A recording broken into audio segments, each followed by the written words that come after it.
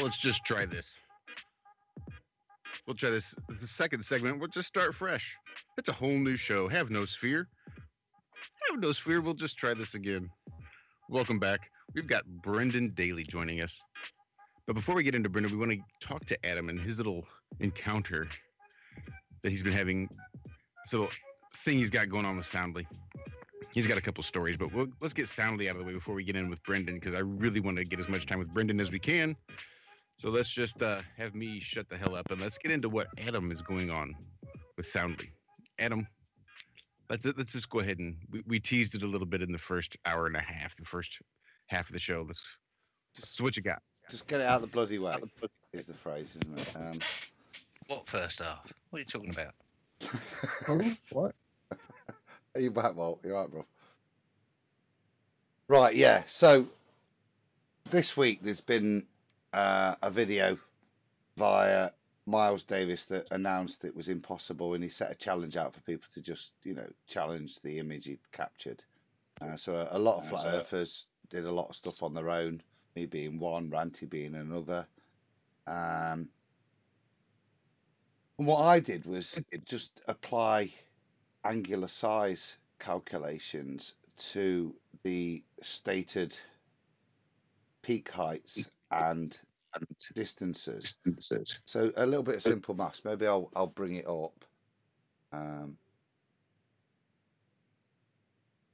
Well, I won't bore you to. No, I'm not allowed. I'm not allowed to bring a spreadsheet up, otherwise I will get into trouble, won't I? So I'll keep it succinct.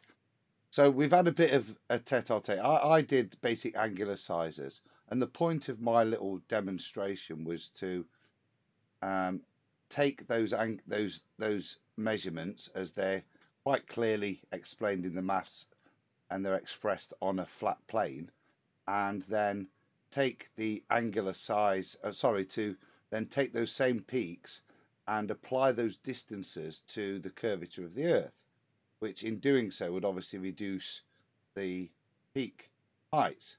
And also, obviously, the further something is away, irrespective of its size, the more it's going to have a reduction than something that's in a little nearer. So it was to kind of do a little bit of analysis on that, which is the point I think that the level of criticism that come back has ignored. In fact, that is exactly the level that. So I did that maths and basically demonstrated that the flat plane model was, well, actually I did a little bit more maths this week. I took the rank ordering of the angular sizes, compared that to the visual observation, and then took the rank ordering of the ball model, and I applied what's called Spearman's,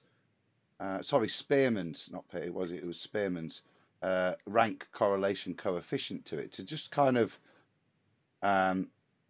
analyze the difference between the two. And obviously both correlated quite well, but there was a 7-fold bigger variance in the ball Earth model to the observation than there was in the flat Earth model, because it's obviously, even at 100 kilometers, it's still very close. That's how it's designed. But there was a 7 times greater variance from perfection than that one. So it kind of proved a decent point. And we've had a response video. Really pisses me off, right, Brendon? Check this, right? You do all that work, you do all that maths, right? You get your spreadsheet on the screen. Soundly makes you're a retard video about you, calling you a complete mong, right? And then he doesn't even recognise it's me. He calls it Ranty. I'm the mong. Do you know what I mean? Not Ranty. Bang out of order. So I've just got a little bit of point, and actually, hats off to Soundly, because he has produced a little bit of maths, and I do agree with it. I would qualify my position and did say that we needed to take into account Zack's work, which is with regards to observer height and Rayleigh's criterion and what happens to the image, which is kind of the point of what he's done by chopping the mass around to create two different triangles, one above the viewer's height, one below, and readjust the relative angular size, which is, I think, correct. And I'd like to thank him for that, because when he has done that and applied it to the flat Earth data, he's made my slight variance of error fit 100%. So there is now 0 variance from the observation with the flat Earth data. That video only came in this evening, so I've not had a chance to do it on the, because he did the maths for that. I've not had a chance to do it on the point that Soundly has quite rapidly at the beginning of his video, he skips over. I'm not going to cover this bit, and I understand why, because it was the whole point of what I did. I didn't ask him to just fine-tune the slight variance in the mathematics. The point I was demonstrating that actually you apply these peaks onto a ball, the curvature has an effect on their relative height. And if you do so, then your so-called flat Earth debunk image is actually one of the greatest flat Earth proofs. Proofs, yeah. End of rant. Thank you, guys. Yeah, I'm with you on that one, man. For sure, dude. Yeah, well done. I saw the stuff you were presenting earlier. I've got it here, actually, if you wanted me to share screen. Yeah, you can stick it on and I'll...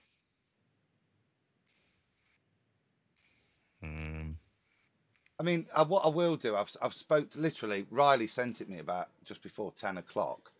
This video, so I quickly watched that and saw the point. And like I said, when he rank orders it in with the new way of calculating it on a flat plane. He ranks it exactly the same as the observation. So good news. But I am going to do the maths on it. So yeah, that's it, John. I'll swap it over.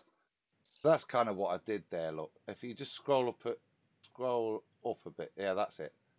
So if you look at the top bit, it's height, distance, angular size. That's calculated obviously on a flat plane. It's straight geometry. So and this is really kind, because there's all sorts of kick-ass anti-ball arguments you give that really make this target hidden figure not the relevant figure. You can really increase these numbers. But what I used was the standard target hidden value as a value to take away from the relative ball height, so that it gives you the new relative ball height based on their distance from the observer and what the curvature of the ball would do to their height.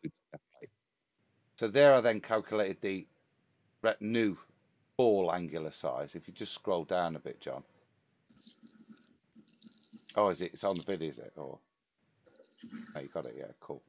So that's just the angular sizes. I just kind of rank ordered them. This is the old spreadsheet, so it's not got it on. But like I said, I did the Pearsons, and it was 0.93 and 0.993, which worked out 700% difference. If someone wanted like a really in-depth, like a going over all of this, showing the original photo and everything, where would they get that? Well, like what I was going to say was, I think at some point this week I'll pop on Nathan's show and go through because like I say, what Soundly's done is correct, and it's actually a nice little shortcut from applying what is probably still needs to be considered in terms of Zack's formula, but it's a nice shortcut to take into account Rayleigh's criterion. So he's done a very nice, smart bit of maths.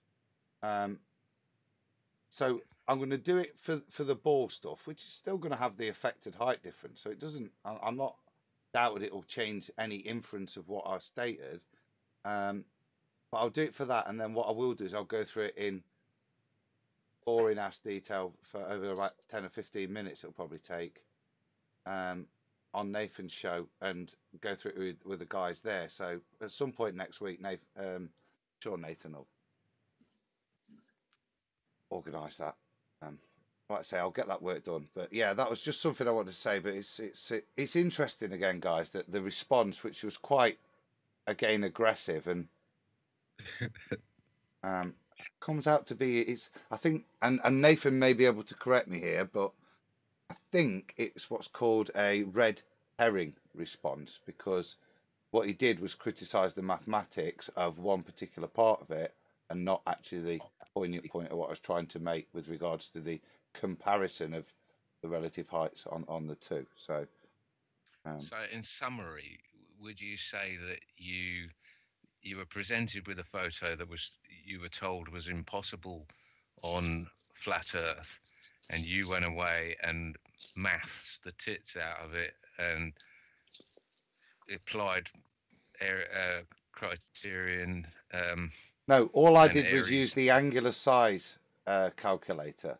So I solved for angular size based on distance and height.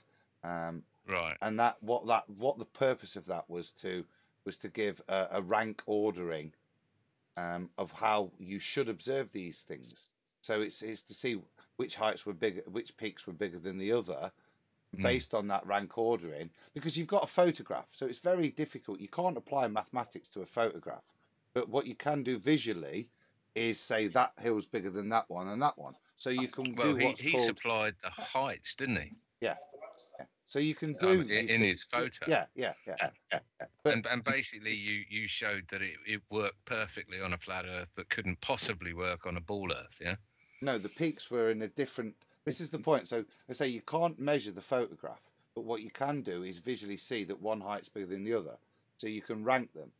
And it's that ranking order that you use as a comparison. And the ranking order on the ball is completely different, because some of them are very close in height, but one's further away. Well, actually, if it's slightly bigger but further away, it actually will appear smaller when observed from certain distances. And it depends on that distance. So that's why I did it, because so it was to take those calculations, apply it to a ball, see what the two relative distances would be, and then compare it. And that's why I then used a Spearman's rank correlation coefficient to kind of analyse the variance in the two. And that could say thanks soundly, because I did have a variance initially, but by applying the maths that he said, it's brought my flat plane thing into 100% match in the rank orders. And I will get the ball done. Thanks, guys. Well done, buddy. That was awesome. And big shout out and thanks to Soundly. Yeah, cheers, Soundly. Brilliant Do you think maths. he could do our database for us? Do what? Do you think he could do our own curvature, non-curvature database, back end, front end? Never mind. All right, never mind. Sounds good. Yeah, I've seen his photography. I don't trust his work. Well, that said, Adam, that was pretty awesome. I look forward to seeing that over on Nathan's channel. But here a few weeks ago, we had Brendon on. Brendon made a little trip to Honduras, shooting. Oh, my silly dogs are gonna go crazy now. Shooting footage, docu-series for what then was just the Facebook page, The Future of Flat Earth. He has made it home, and he has all sorts of awesome stuff to announce, all sorts of stuff going on for the future of Flat Earth. So, Brendon, welcome back home. Glad you made it home safely. Yeah, thank you, man. Honestly, man, like coming back home is something. It still hasn't worn off from the amount of time that I spent there. You know, like you go to a place like that, and you kind of experience literally a whole new way of life. And when you venture off into these areas that, you know, people are advised not to go to, and, you know, but you don't fear. Yeah, I didn't fear anything, you know, even though it was one of the most dangerous places in the world. Like, I didn't fear anything in some of the areas I was going into. Even taxi cab drivers were like, you probably shouldn't do that. And I was like, you know what? It's not a big deal. I'm not an enemy to any of these people. And I kind of felt like God was on my shoulder, you know? So I came away with some like really amazing footage in some really amazing places. Got to go out to the Caribbean, the island of Roatan, Wanaha, Utila. I mean, it was just an insane experience, and it's something that for the rest of my life, it's one of those things where I will 100% remember every second of that trip. And then when I get to put it together for episode 3, it's going to be like reliving and rebuilding that whole experience, you know, and putting it into like something that people can. I want to build what I experienced where somebody watches it and they kind of feel what I felt, you know, throughout the whole time I was down there. So that's the challenge of doing it, you know, because I can't just tell people how it was. I need to show them, you know, and we got hours of footage that we're gonna boil down into like 30 minutes worth of footage, and you know, hopefully it shows a you know, something different in the flat Earth community, and that was the ultimate goal with it, you know. I was going to ask that, but A, can we mirror what of that 30 minutes, and B, what would you hope to show in that? Because like what you've achieved, to boil it down to 30 minutes is obviously an achievement itself. So what do you want to show in that? What have you taken from? What do you want to share? That's a really amazing question, because it touches on something that happened when I was out there that I did not expect, you know, and that question is actually is answered by this experience that I did not expect to happen. And so when I went out there, I found an opportunity to like really give back to, like, I know we have people struggling here in the United States, and we have some horrible things happening here, but in this country, like it's like a disease, like it's spread everywhere. You got people dying literally everywhere. So I made it kind of like I was expecting to do some of this type of missionary work, you know, by myself, obviously not with like a mission, but out there, I was like, hey, I want to try and give back to this community while I'm out there. And the things that I captured when I went off into that portion of the filming was something you can't even, like, I had all these other, I'm sitting there before I go. I didn't leave for the trip, but I had like a couple, like not a couple weeks, let's say, but I had about a month of preparation, and I'm like figuring out kilometers to islands, and I'm gonna be here, I'm gonna be here. Okay, I can get this island. So I get all these curvature tests, I get all these things, you know, planned out, and that's the episode in my mind. Like that's what it's all gonna be about, is these awesome curvature tests and stuff. But then I get down there and I mop the floor with these curvature tests. Like they were, every one of them came back 100%. But I also had another like 25 days to play out there after that point. So I started venturing off into the cities that are like some of the most dangerous places, and linked up with an orphanage out there, and I linked up with these families that have like really like disabled. You know, one family had a girl that survived meningitis, who was vaccinated for meningitis, but she's crippled in a wheelchair. There's a picture of me on my personal page about that story. There's another lady that has been literally living in a bed for an entire decade, right? Decade's 10 years, right? If I'm not mistaken. Decades, 10 years. Oh, yeah. So decade. So it was like a lady that's like, she was like 9.5 years or 9 years living in a bed, crippled, and they can't figure out what's wrong with her because she can't afford the $200 or $300 to get the blood test, to go to a hospital to get the test done, you know. And then there was another lady who had her legs chopped off, and she's living in a wheelchair, you know. So I went to these, I spent a whole amount of the time doing this missionary work, traveling to these families' homes and getting into these lives, and to lay down, or not lay down, but to sit down next to the lady that's been in a bed for 10 years, to, you know, to hug the girl, that 9-year-old girl that's been in a wheelchair, that survived meningitis after a vaccination for meningitis, when she got it when she was like 3, right at that 2-3 year mark, you know. And they're living in these sheds that like literally they fucking shit in a fucking bucket, and it's like homemade piping going out the back, just dropped off, and they try to clean it and keep up with. I mean, it's fucking horrible. I mean, absolutely horrible. And these people. Oh, you just muted yourself, Brendon. I think you muted yourself. Or did we lose him completely? I think he just muted. Yeah, I think you muted yourself there, Brendon. Hold on. There you go. Okay, there we go. Can you hear me now? Yep. Yeah.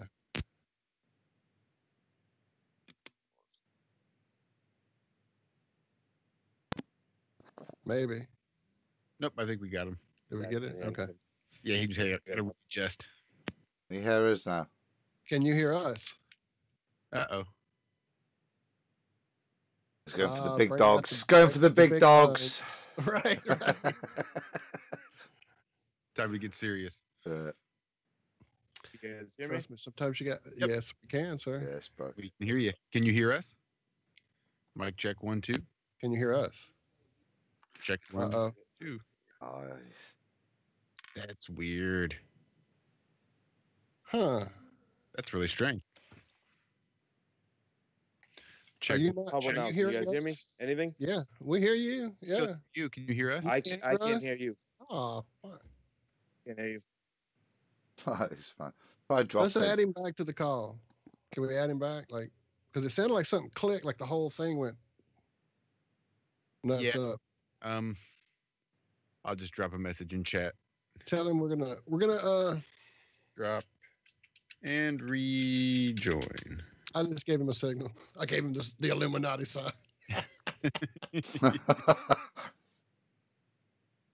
Remove from call.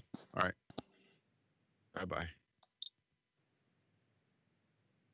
Yeah, get out of here. 15 clicks away from any type of With your semblance of dodgy perfection. link. I will just add him again, see what this is like. You doing it or? I got it. And it really sucks because he was at the height of his, like, the passion was know. full joy, full bore. Can you hear us now, Brendon? Nothing. Nothing. Oh, man.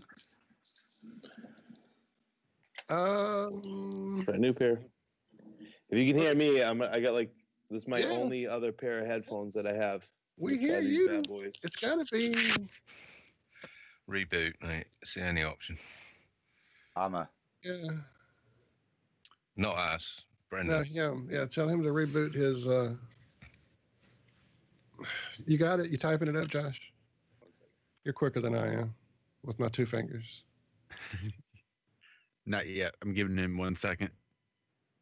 Son of a bitch. I wish All we had right. gone the other way around now. Because we just can be goofy sometimes. Just swap around your sound settings. So maybe he's checking sound settings, making sure everything's set. And I was going to say that too, but I mean, Well- it did look like he hit the screen when all that happened to me Look. too. Did it seem? Look, Uh-huh. everything's fortuitous tonight, guys. So, can I bring on the space lettuce screen with the scrolling breaking news? For while sure. we fill. No. Yeah, absolutely. Well, I mean, you can, but somebody's got to stay on Brendon if Yeah. somebody else is going to be reading. No, You I need to got read. Yeah, you deal with Brendon. I'll go find some lettuce for us. Are you ready, Walt? I sort of am. Let me go see what I've got pulled up. The rover. Let me get the window up. Window's up. Oh, my bad. I thought you would let us on us We're up, on. sir. We're on. We're starting with Russia reveals. Oh, Go on. are we? Oh, Well, see, it's I didn't know we rolling, had a- mate. I don't didn't know. ha- It's I didn't know we rolling had a news. s- This is hot Yeah, shit. it's rolling. It's all going to be there. I'm just going to pull them up in the order I Yeah, have yeah, them. go on. All right. So the Russians, apparently, like you say there, sir, have created.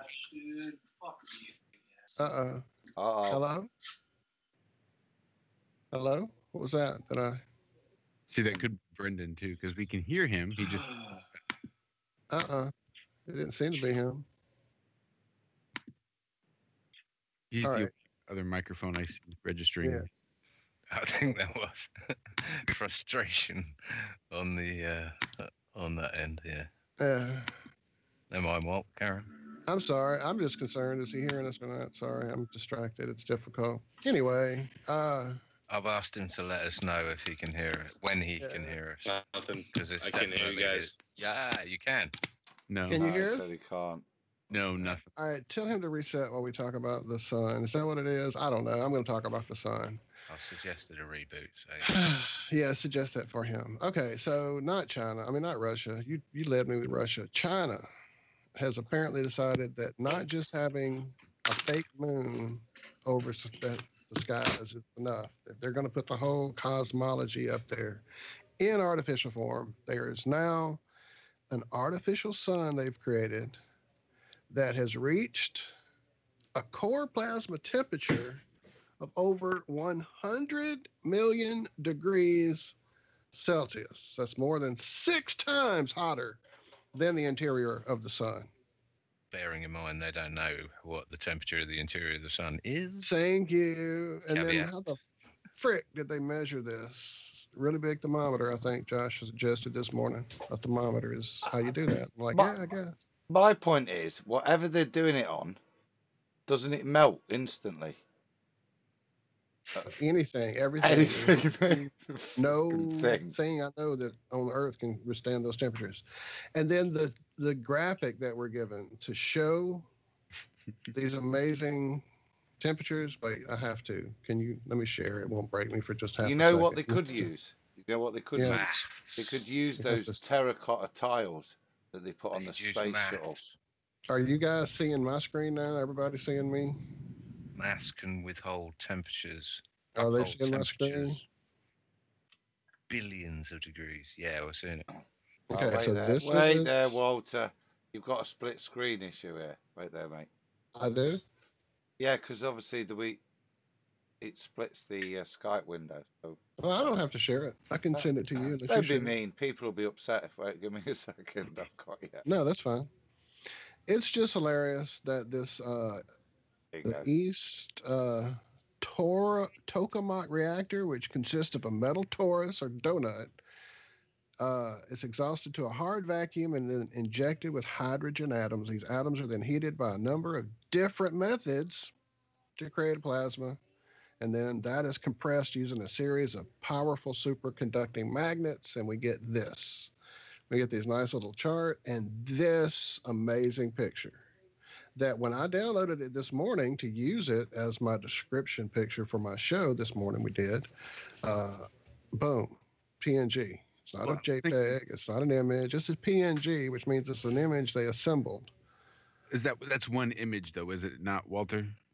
Both those side by side. The side by side is the image. Yes, that's not two images. That's probably why it's a PNG, because it's the graph and the cool little cartoon of.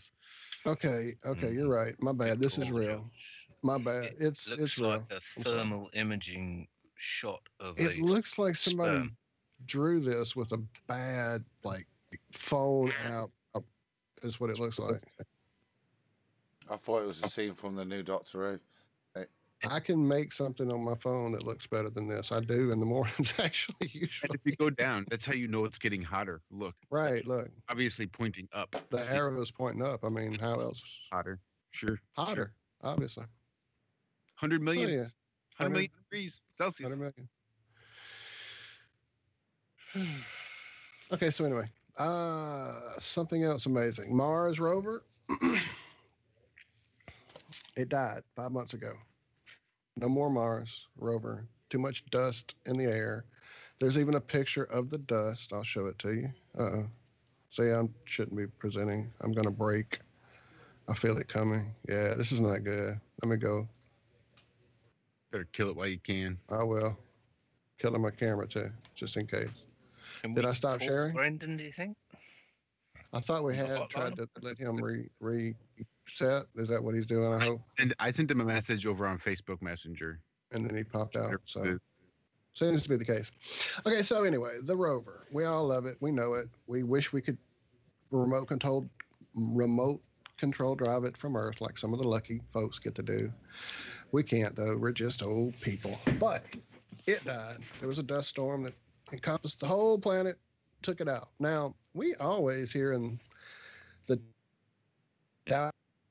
wondered how the amazing selfie-taking camera robot there is able to take such pristine selfies, dust-free, completely dust-free. I guess I assume that there was a built-in washer that it just kind of ran through, I guess, on its lander, or I don't know. But it's always nice and shiny, and the camera lens is nice and high def, and there's no dust in sight. Well, the dust took it out. 6 months ago. But yesterday morning, they received a mysterious signal that seemed to imply that a registered downlink connection from the Opportunity had appeared, transmitting at 11 bytes per second. Aliens. Well, no, it definitely seemed to be coming from the Opportunity array, and they have a site that kind of ties all that information together. You can even see the pretty little graphics of the image of the telescopes or whatever. So all that, you know. So I reckon this one, Walt, is proper space lettuce, because I remember, it must be a year ago. Now, they could be flat Earth years, so it could have been 2.5 weeks ago. But I remember me showing you guys a picture of the Mars rover with the dust cloud on it, and then it getting blown off, and it yeah, and then it rebooting because suddenly the solar panels worked again. So this is proper rejiggled space lettuce, isn't it? Classic lettuce. Huh. Well, apparently, in spite of all this excitement that it was back to life, turns out at about 11:45, at about 6:45 yesterday, they said no. Looks like what showed as a signal from the opportunity was actually Gravitational wave? False positives. Test data or false positives can make it look like a given spacecraft is active on the Deep Space Network website. Their work to reestablish comms continues. Now, later on in this story, they finally solved the mystery, and I think you just alluded to it there, Adam, as well. They had hoped that in spite of this huge dust storm taking it out 6 months ago, that they hope the dust might get blown away by seasonal winds that whip around the planet between November and January, a time known as Opportunity's dust cleaning season. Aliens. Aliens, you're so silly. These winds have previously removed the dust from the rover's panels and allowed it to continue operating. So that must be what you're referring to, sir.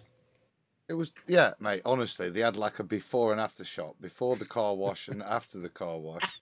You know what I mean? Green man comes up with a squidgy in his hand. Yeah. Gives it a wipe over, holds his hand out for some alien credits. That's what I say. The bloke stood there for 15 minutes before it gave him a quid. I thought you were going to say it wasn't the rover, it was Discovery, or that thing, whatever, that 45-year-old satellite that has just run out of fuel. Do you know what I'm talking about? But that one is just pure space lettuce. That is absolute recycling of the same cack. But they qualify it by saying, actually, no, we were talking crap. We just announced something that in the same statement, we announced it was wrong. Well, I heard they were just going to announce the first discovery of water on Mars. So that'd be cool. I saw that with Arnie, mate. I'm looking forward to that. Well, apparently they're going to try and grow lettuce in space. Well, apparently it's about to be the law. The law, sir. They're not messing around anymore. Get your ass to Mars, indeed. That's Quado. I'll have to find the story, Josh. Do you remember where it was? Farther back? Midway? It's probably a little further back. I don't remember. All right, I'll find that. We didn't go that over with the stories. It wasn't that. No, we did cover quite a few things actually this morning after I started trying to make the description. Russia, nope. Space station, nope. Canada says, there we go. U.S. government says, get your ass to Mars now, or you go to jail. I can't believe I've forgotten the name of the film that I've probably watched more than any other film ever. Total Recall. Yes, that's it. Thank you. But was anyone else obsessed with that film? Dude, I love that movie. Loved that movie. And now it just, I don't know whether it takes on a new meaning or the fact that, well, what it was telling you that. I don't think I've really watched it again since the whole flat Earth thing. I would probably get a whole new. I don't think I have either. Because I'd watched it so much back in the day. Like, I've got a special edition. I'm looking at on the shelf over here now. The can is shaped like Mars. I thought it was disturbing how many times I watched it. There's even the face on Mars on there. Now this is the plan. Get your ass to Mars. Get your ass to Mars. But the fact that hey, let me give you a it's hand. all about putting the memory in your head. Yes, I mean, obviously they turn it around and they try and work and make out that Mars you is real. know But that the whole thing is a dream that takes place inside the well, that's machine. it. It's like looking into a mirror, reflecting a mirror. To me, it was the sound cues because I'm so into musical scores that I pick up on. Like, I know when a composer, or usually most composers, when they're doing a movie, they have these little themes that they write for certain sections of a movie. And what they'll do is, to emotionally tie it back, they'll call that little theme back in a different way, a different instrument, whatever. And there's this certain theme that they play when he first goes into the recall place. And at the very end of the fucking movie, as him and her are kissing in the newly atmospherized Mars, they kind of end the movie with that little theme again. And it's kind of just, to me, a little tale of like, yeah, this was all him in the chair, enjoying his little fantasy that he told you all of. Yeah. Including her picture being on the fucking computer as they're setting it up. Yeah. Yeah. That's what I'm starting to wonder. But that's just what I remember from loving it and watching it 100 times and trying to figure it out. Is it a dream or is it real? Is Quato the deal? Open your mind. Can I ask you a serious question though? Because we were all adolescent teenagers back then. And what was the first thing that your mates told you about that film? Three-titted chick. Yeah, baby. It's the 60s. The three. That was funny. You have to see the film. The two-mouthed alien on Battlestar Galactica. Do you remember that? Oh, I must have missed that The one. what? No, it didn't stand out nearly like the lady. Two mouths. Yeah, when they were doing some funky 70s dancing in sort of reflective spandex. My boys play a game, John, right? Would you rather have no hands or no feet, right? Or stuff like that. So would you rather have 2 mouths or 3 breasts? Ding, ding, ding, ding, ding, ding, ding. You mean me personally? The whole show. Well, I think all of you. This is a fair question, Josh. I'm going 3 breasts. As opposed to what, sorry? I've only got 1 knob. So it's descending. It's the fringe. Move on. To what? Where'd you go from after you've stated your preference. I asked you what the question was again. I forgot it. Oh, for God's sakes, man. I only remember what's important. This is important. If anything, we've gotten a great soundbite for Adam now when we introduce Adam. What have we got? I've only got 1 knob. Adam Meakin. I've only got 1 knob. Adam, I've only got 1 knob, Meakin. I have. And we've all seen it, Adam. Thanks. That wasn't mine. On Twitter. It wasn't mine. We know you got paid by the British Medical Journal. Look, you've got to earn a living as a student, mate. Well, there you go. Grants had been cut. I knew a friend of mine who sold his spinal fluid at university. Ever heard of that? The hell?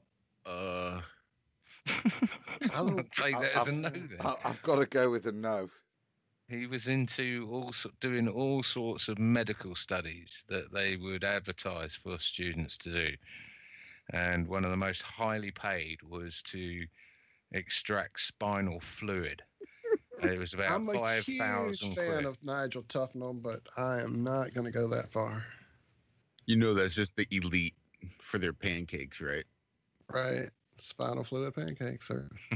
Got to tap into it, let it drip out a little bit, reduce it down over a slow, low heat. CSF pancakes. This is where these drug trials come from. They're unsuspecting skint students taking drugs and filling out leaflets every day. You should know this, Adam. Look, there was plenty of places that advertised it. It wasn't necessary. Not something I haven't got taken, but my mate was nutty enough to do it. Well, I don't know about you, mate. We still had a almost functioning education system back then. Whilst I didn't get a grant, I didn't have to go into Hock to pay for my tuition. So I was never that desperate, but it was always something. There's a lot around here. There's like the Huntingdon Life Sciences buildings that do all that sort of stuff, all human testing. Yeah, well, I mean, you know what people are like for money. I mean, this guy, my mate, he wasn't skint either, but he was obsessed with money. I remember that. Still alive. Hey,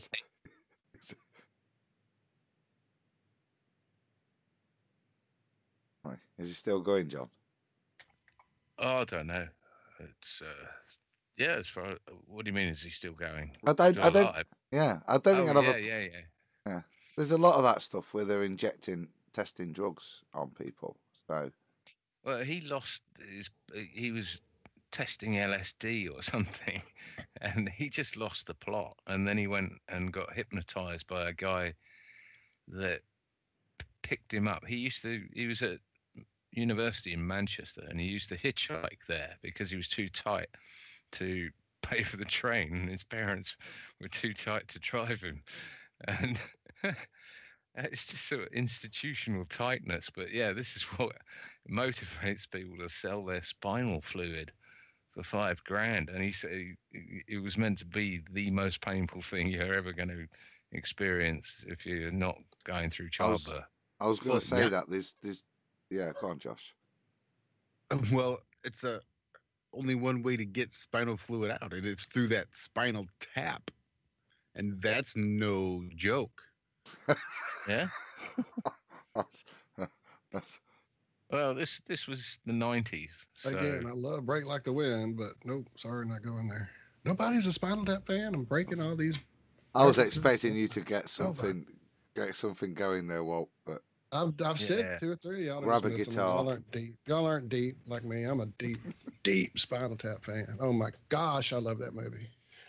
I thought it was a bit too easy a target. Oh no. See, when I saw it at the theater as a teenager, didn't get it. Then it's a film?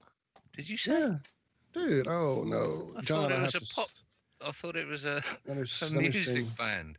No, they're not real. Let me send you a movie to watch, dude. There's a movie in the 80s from 82. This is Spinal Tap. To have your mind completely blown. It is a movie that was done by Rob Reiner, Meathead from All in the Family, directed it. He plays this like documentarian who's like just over the top crazy dude who's filming in this band he found named Spinal Tap, and it goes through the whole history of the band from their finding each other as young lads, all of the Beatles in school, and having these really Beatle type arcs of their career. They had the Flower Child era, they had the little, Nehru suit era or button down. So, they had the whole era of their careers. But the thing is, they're idiots. They're complete, utter idiots. Everything they do is a joke, is like. And the genius of the movie that you find out later is they kind of laid an outline of a plot out. These are some points of jokes we're going to hit, but all these actors in this movie are genius ad lib. And so they just freaking make it up as they go along. And so it reads as real and it's hilarious. And there's so many inside jokes if you're a musician or if you've ever been in a band. And truly, when I first saw it, I didn't get it. And once I found all those things out about it, watched it again and fell in love and could probably start at the beginning and tell you the movie. That's how many times I've seen it. So there was never a band called Spinal Tap. The guys in the movie are, do you remember Laverne and Shirley? No. The show Laverne and Shirley, you guys didn't get that in the UK? Happy Days and that was the one that started with the the bottle factory. Yeah, Clap Incorporated. Anyway, right? the two dudes that would bust through the door, Lenny and Squiggy. Well, Lenny is the long blonde-haired lead singer of the band. The guy who does half the voices for The Simpsons, Harry Shearer, is the bass player for the band. And a guy who's just a genius director, comedy actor, Christopher Guest. He was the six-fingered man in Princess Bride. He is the guitarist, Nigel Tufnell, who is the most complete, utter idiot. And the scenes with him are just my favorite in the movie. And then they just own these characters. They become these characters. And they. So let me there get was this right. movies. I can't go to the shop and buy a Yeah, you can Spinal find Tap albums. album. Yeah, because they're all consummate musicians and they really do sing and really do play these songs and these instruments in the movie and on the albums that were put out in conjunction with the movie as being a part of reality, because that's the joke is. So it was There's sort an of album, like the there was Monkees, but tours. they could actually play. Yeah, they're talented. And then they just kept Okay. the joke going for years and years and years. And then when they came back and got big, once the movie kind of became a cult movie in the 90s, early 2000s, they put out an album called Break Like the Wind. And it had all these amazing real guitar players. Joe Satriani was on it, just amazing guest musicians. So there's been a whole lot of real music tied to the band, but the band wasn't real. They were a joke, and it's great. And you really should watch it. It's hilarious. And knowing that they're doing it ad-lib, that they're, just is genius. Genius. Any of Christopher Guest's movies are an entertaining movie. I recommend them all. And we went completely off the rails. I do want to say we missed a call on the flat line from Brendon. That would be a call we should have taken. Let's shut up and go. Because I'm pissed off. Best question I've ever asked. Cut out halfway through. The bestest question. Even Brendon said. All the guests, and no one said that. I compliment on that. Right? I don't know where I pulled it from. There's no credit deserved. But I thought better of it. That's totally IRM. It's not fair. I was going to comment that you double scored there. Absolutely. That's probably why it messed up. You did it too well. I almost felt like a journalist, John. The flat was the fact that you just asked a question was amazing. Wait, and what, Josh? The fact that it was the best question was even more amazing. So, yeah, kudos. Sorry, Josh. The call on the flat line was not Brendon Daley. Oh. It was Brenda. Brendon Toy from chat. Said he tried to call. Oh, okay. I'm Same, sorry. I isn't misunderstood. It's one and the same, right? I think so. I don't believe No, I'm pretty sure not. Well, shoot, I was on Facebook earlier sharing the show. I can check and see if Brendon. Or you said you talked to him on Facebook, didn't you? Never mind. I did. I sent him. I haven't checked back. I added him to the call again. Damn it! He disappeared pretty quick, so I'm guessing he does not have his sound issues figured out and is just sort of stuck. So is Brendon Toy someone we'd like to listen to, speak to? I'm always up for a discussion. It's always nice to take a call on the flatline. He's not a baller, is he? I don't know. Let's find out. And if we don't like the call, John, I just hang up on them. I can. Oh yeah, but then voice you're sound funny. censoring people, Josh. Yeah, censoring. Yes. Tut. Can't do that. I have a good feeling about you, I Brendon can. from his video content. Watch me. I can censor you, change your voice, all sorts of stuff. Yeah, I can. Lots of cool stuff on here.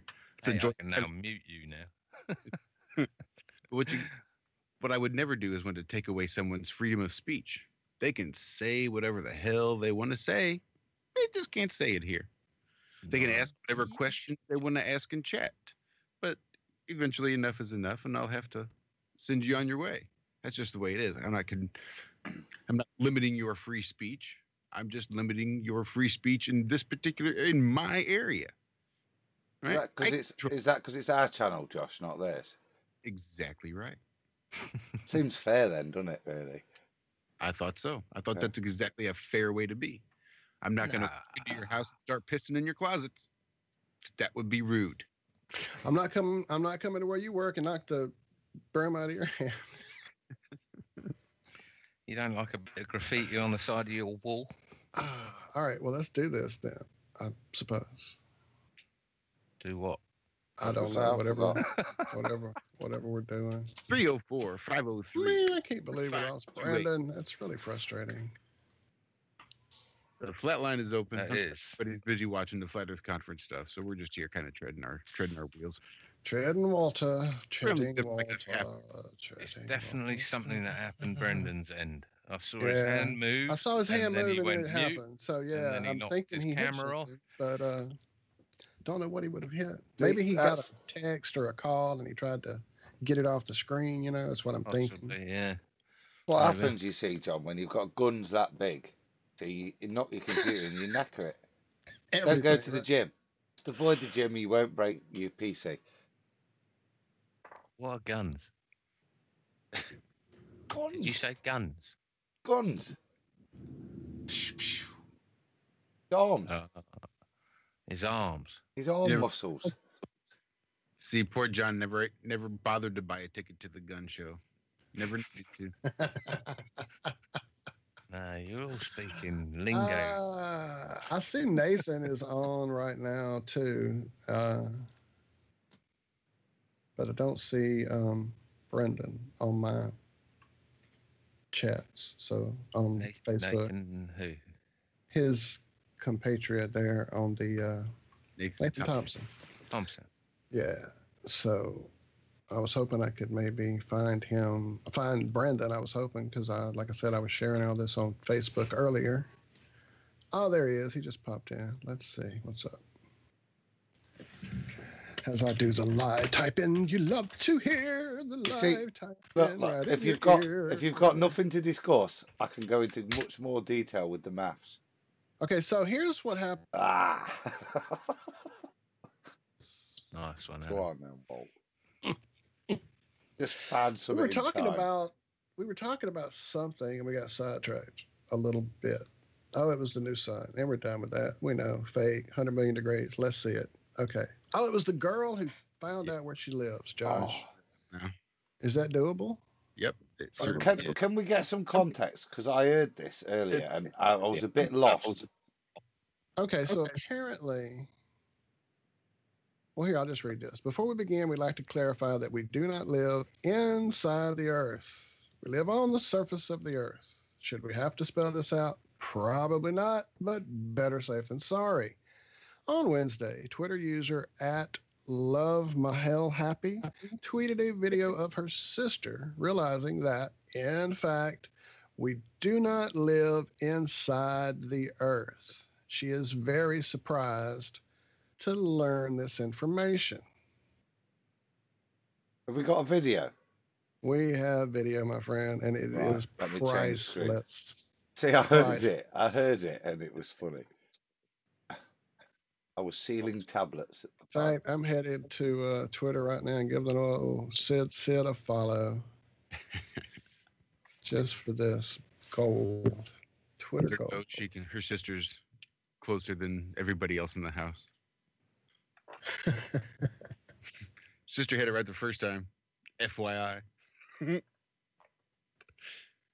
got me up there, Adam? You good? I'm all good whenever you are, bro. All right. This is turned up. This is turned up. I thought we were living inside. Common denominator.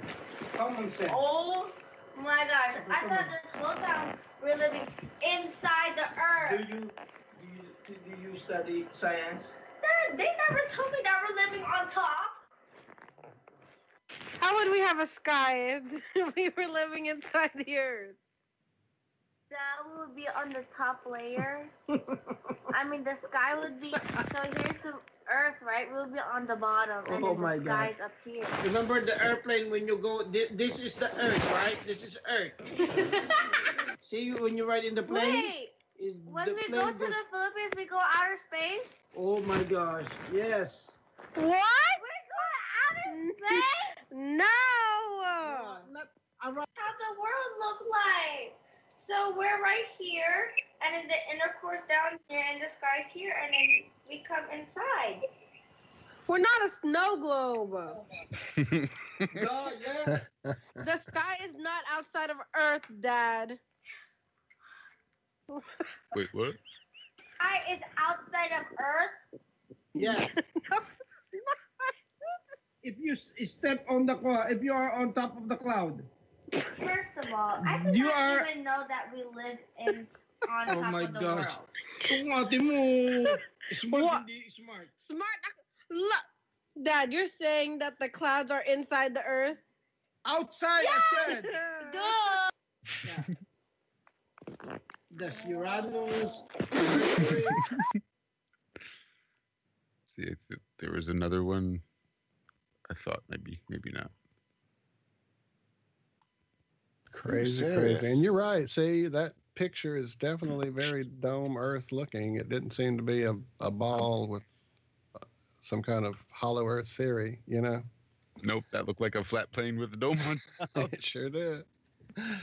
Wow, maybe they are trying to subtly flat smack old Dad, who kind of seemed like his brain was getting a little twisted when he realized what he was saying about clouds and stuff on the outside of a ball. How would that work? Yeah, love it. Love it. Uh-oh, did I close you guys?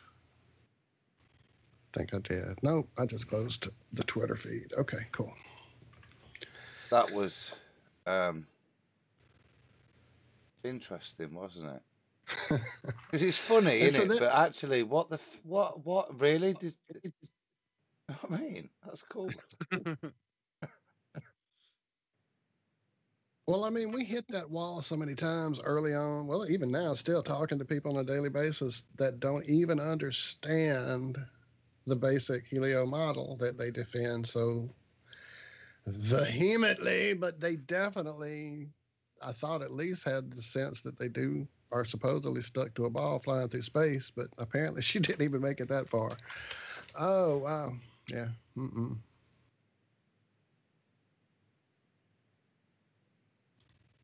Well, did we have any success at all? I don't see an answer yet. Let me go back and check. Can't get back on. Not sure what happened from Brendon just now. So, darn it. Well, I guess we'll reschedule him either for Tuesday morning on the TFR show or back over here next Friday. Maybe he and Nathan could pop in and double team with us or something. And Nathan was on yesterday, wasn't he? On the Yeah, he had a great little conference. talk. I loved it. Well, maybe we should try and get Zack back, and then if not, I'm gonna tell him that we will try to reschedule. You guys cover, please, while I type away here You with my betcha. fingers. I was going to pull up this story that we didn't get to this morning. I'm just going to throw it on over. From the Atlantic. This is the photograph that changed how we see the world. When NASA launched Apollo 8 on December 21st, 1968, the manned spaceflight mission had one objective: to go around the moon and get back alive. Astronaut Bill Anders in a new short documentary, Earthrise, directed by Emmanuel Von Lee. There was essentially zero interest in the images of the Earth from space. It was just one more thing to divert the crew from actually completing the mission. Carl Sagan's journey, this was not. Was that, Adam? what? I mean, that is just like. That's like when you have you listen to the ballers and they slide something in. Assuming we are on a ball, there was essentially zero interest. From who? It's not even qualified, is it? By who? Actually, there was essentially zero interest in images of the Earth from space by my grandma. It was just one. You know what I mean? What's that? That's not even a sentence. Carry on, Josh. Sorry. That's pretty good. Everything changed, however, when the astronauts first glimpsed the blue planet from space. It looked like the only thing in the entire universe. Hold up. Is he saying that they saw it and they went, "I wish I brought my camera"? Apparently, we'd have thought there was an interest in seeing that. Unfortunately, it's essentially zero interest before this moment. Damn it. Ah, you fools. So interested in the science. Frank Borman, another astronaut on the crew, says in the film, all of this inky black void. And the Earth was there with this beautiful blue hue to it. The blue marble. Later in the mission, as the spacecraft settled into lunar orbit, Earth appeared to rise over the moon's stark, colorless horizon. Anders snapped a 7mm photograph, which was later called Earthrise. So he did take a camera. This is just full of this is nonsense. Well, it would only be nonsense if he said there was absolutely zero interest in pictures of the Earth. But he said essentially, there's no reason to take this camera, but I'm going to take it along just in case. Then it was very, very, very, very foresighted of him, wasn't it? So I take back the previous criticism. Just luck was on his side.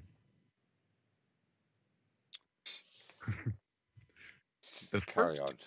The first color photograph of Earth captured a perspective of our planet never seen before and led to a collective shift in consciousness.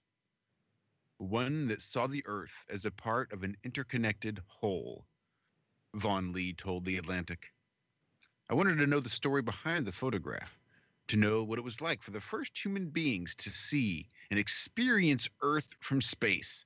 The photograph holds the astronauts' experience within it.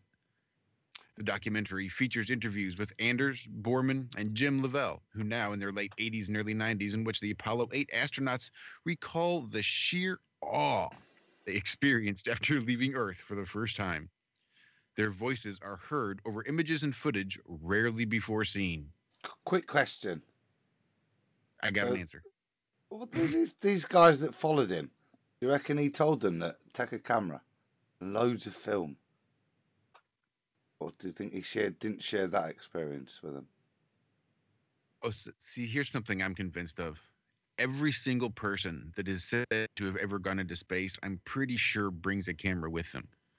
If you go and look for a Google image search of cameras on the ISS or taking pictures on the ISS, and just spend 5 minutes scrolling down all of those images, and you will see they have an entire whole section of that space station limited just for photography equipment. Cameras, lenses, I mean, everything strapped to walls, 3 walls, tables. There is probably 60 cameras up there, easy. I mean, so much photography equipment, you would not believe it. It's like every single. It looks like an aisle, walking down an aisle of Jessops. It's ridiculous. I couldn't. Right, eBay. I mean, Best Buy or something, right? Mm. And that's just floating around up there, just because. Because essentially. Don't point it out a window. Don't do a 360 pan around with any of it, though. Right, I want to ask your opinion on something. Non-lettuce.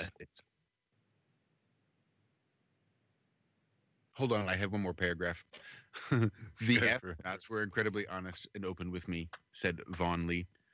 They remembered everything so clearly, and the way they described the events and their experiences made you feel as if you were on the journey with them.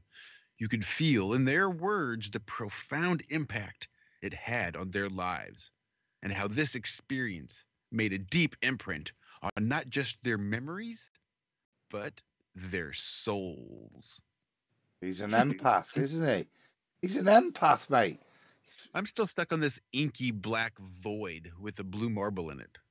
And who wrote this?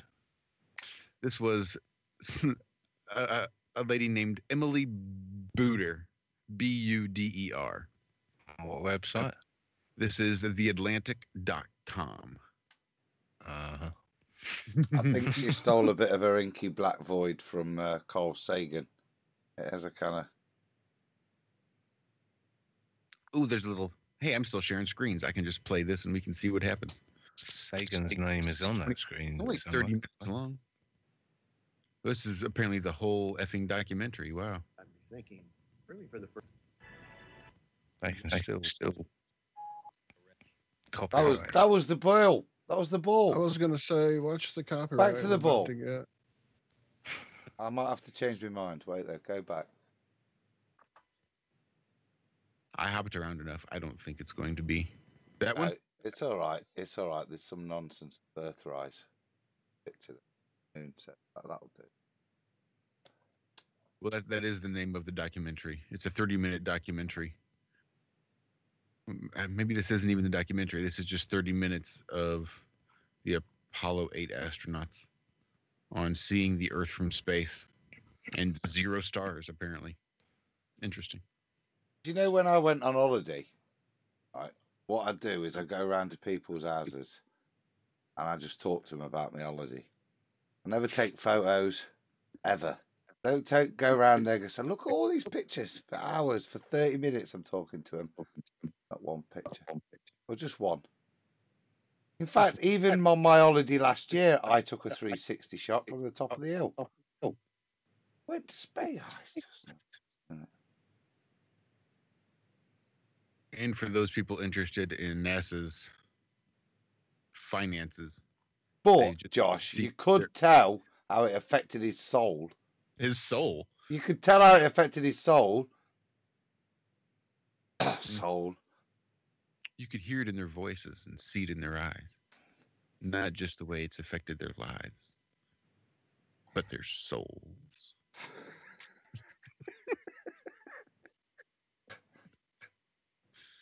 Shite. Have we done with all this bollocks yet? Well, we have NASA's fiscal year 18 agency financial report highlights NASA's progress towards meeting its strategic goals, including significant achievements in research aboard the ISS, Earth science, technology development, and aeronautics research and deep space exploration. So apparently they've had their books audited so we can all sleep easy at night. We're all, don't know what we're talking about. More fantasy. A financial audit, clean bill of health. So I tell you, that's very relevant, that is, to Anthony Riley's work. So there's a financial audit, so there is this is a political document we see here. So there's a clear political side to NASA. We spend money in the UK on NASA stuff. Somebody's lying. I don't know who that is. Define political? Well, political is talking about public expenditure and justification of. So that falls into the political remit and partisan politics. Perfectly partisan to suggest you should spend 50 million a day on something that doesn't exist. So, and for more information on NASA's budget, please visit www.nasa.gov/budget. Please visit www.err404error.com.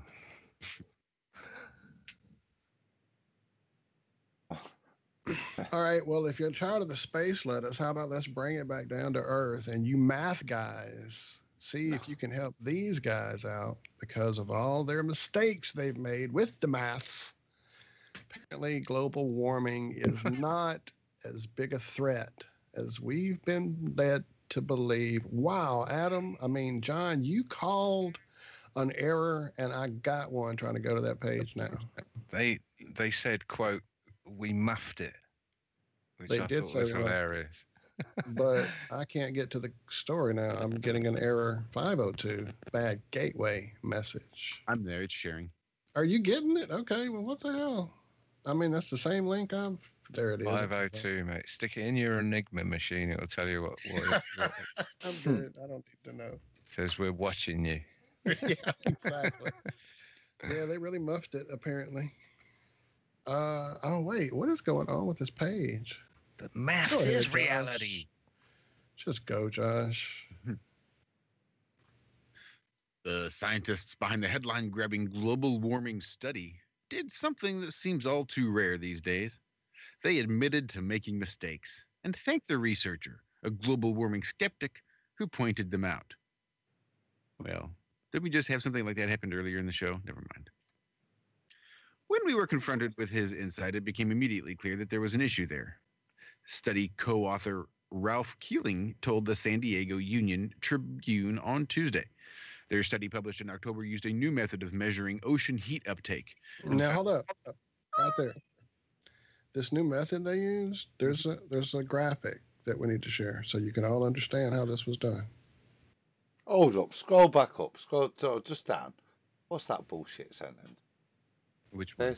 Their study published in October used a new method of measuring ocean heat uptake and found the oceans had absorbed 60 more heat. What's the fudge is 60 more heat than previously That's thought? more than 59 heat and less than 61 heat. I'll be right. You see, there you go. Super double good, Adam. Thanks for that clarification. Super Walt. double good stats. Yeah. 60 more. Like 60 more than 60 more heats. before. Right. I could have had You 2 don't need heats. to know what they're talking about. No, it's It's gone up just by 60 60 more. heats. Just trust it. There's Double good. trust in it. Trust in it. That's like bollock Newtons. It's exactly bollock newtons. It's 60 bollock newtons more. Well, rest easy because many of the news outlets relayed these findings, but independent scientist Nick Lewis quickly found problems with the study. Really? Really? Like, what the frickin' hell is 60 more heats? Right. Turkey. Keeling, a scientist at the Scripps Institution of Oceanography, owned up to the mistake and thanked Lewis for finding it. Keeling and his co-authors submitted a correction to the journal Nature. Lewis was later found hanging from his doorknob. Police rule out suspicious death. That's right. It was a suicide where he hung and shot himself point blank twice in the back of the head. Put himself in a bag and put the bag in a bath. That's ridiculous. Sorry. That's a stupid idea. I pray for Lewis. No autopsy will be performed. You know, y'all are joking, but literally, as we were coming onto the show, I shared a Twitter story that I got from a friend here about apparently a pharmaceutical executive who led the U.S. Department of Health and Human Services effort to lower prescription drug prices. His death has been ruled a suicide. And apparently, in the report, it states, let me read it so I don't miscommunicate this.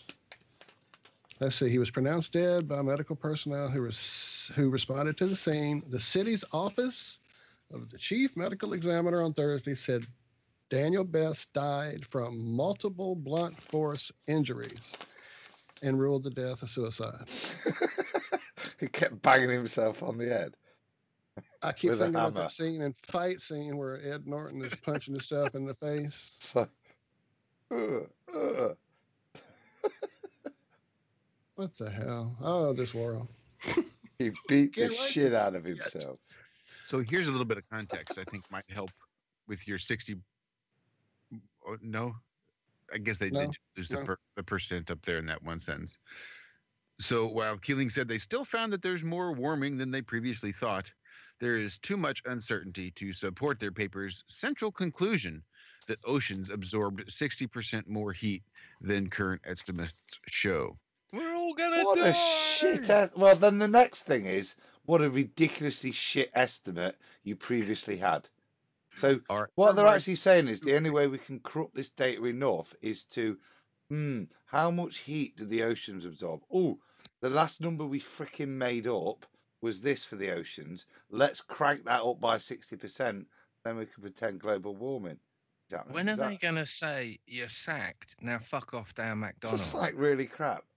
60% out, John.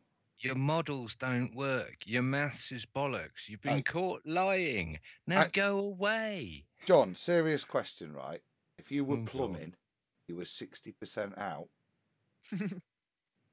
It's happened many times, and that's why I'm still plumbing. And I know there's no chance in hell of this, John, and I don't want to detract from your story, but it seems like we missed one of your serious questions earlier. Damn it. Who reminded you of that? And when he just said serious question. Oh, you remembered. I did remember. Do you remember your question? Okay, yes, I do. It was written down. That's why I remember. Oh, this guy. You go. There is this one last sentence I want to point out because I think it really goes against the whole. That's what fucked me up last time. Yeah, go ahead, Josh. the whole context of the big argument here and why we have global warming skeptics going over these numbers to begin with. Because as far as I can see, their method vastly underestimates the uncertainty, Lewis told the Washington Post in an interview on Tuesday, as well as blazing up significantly the 30% essential estimate. But again, they just underestimate the uncertainty. They don't know what the F they're talking about when it comes down to it. They're just guessing. They literally cannot predict the weather 3 days ahead in this country. And they claim to try and predict it 3 months ahead in their long-term forecasts. They've never been right. If anything, they've been the absolute opposite of right. So for them to think they're predicting anything is just utter nonsense. I can't believe this global warming crap or global cooling or is a thing. I just can't believe it's still a thing after the IPCC got caught. Well, I'm going to bring it back ago. to Riley again, and that's the judgment that he's working on, where judicially it was reviewed that this sort of stuff, this kind of environmental disaster doom stuff, is partisan politics. So I couldn't agree more. It's textbook partisan politics. Yeah. And bullshit, mate, isn't it? It's just people Propaganda. running around going, the sky is falling. It's Chicken Little. Give us all your money. We'll save you. You bastard, you don't believe me. Let's hang him. I mean, it's just, we're in the dark ages. We are literally in the dark ages.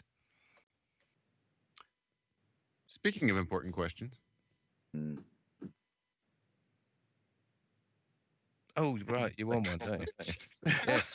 The pregnant polls. Okay. If you were a surveyor and you were licensed, or you were a pilot and you were licensed, and let's say the surveyor moved to a different state and couldn't be bothered to get licensed again, would he still be considered a valid resource to talk about surveying? And the pilot, he still has his pilot's license, or even if he doesn't, he used to be a pilot. Would it matter whether he was a pilot of a one-seater Cessna or an A380? Would that make any difference whatsoever? I've got an analogy of me. I'm not a pharmacist in Italy.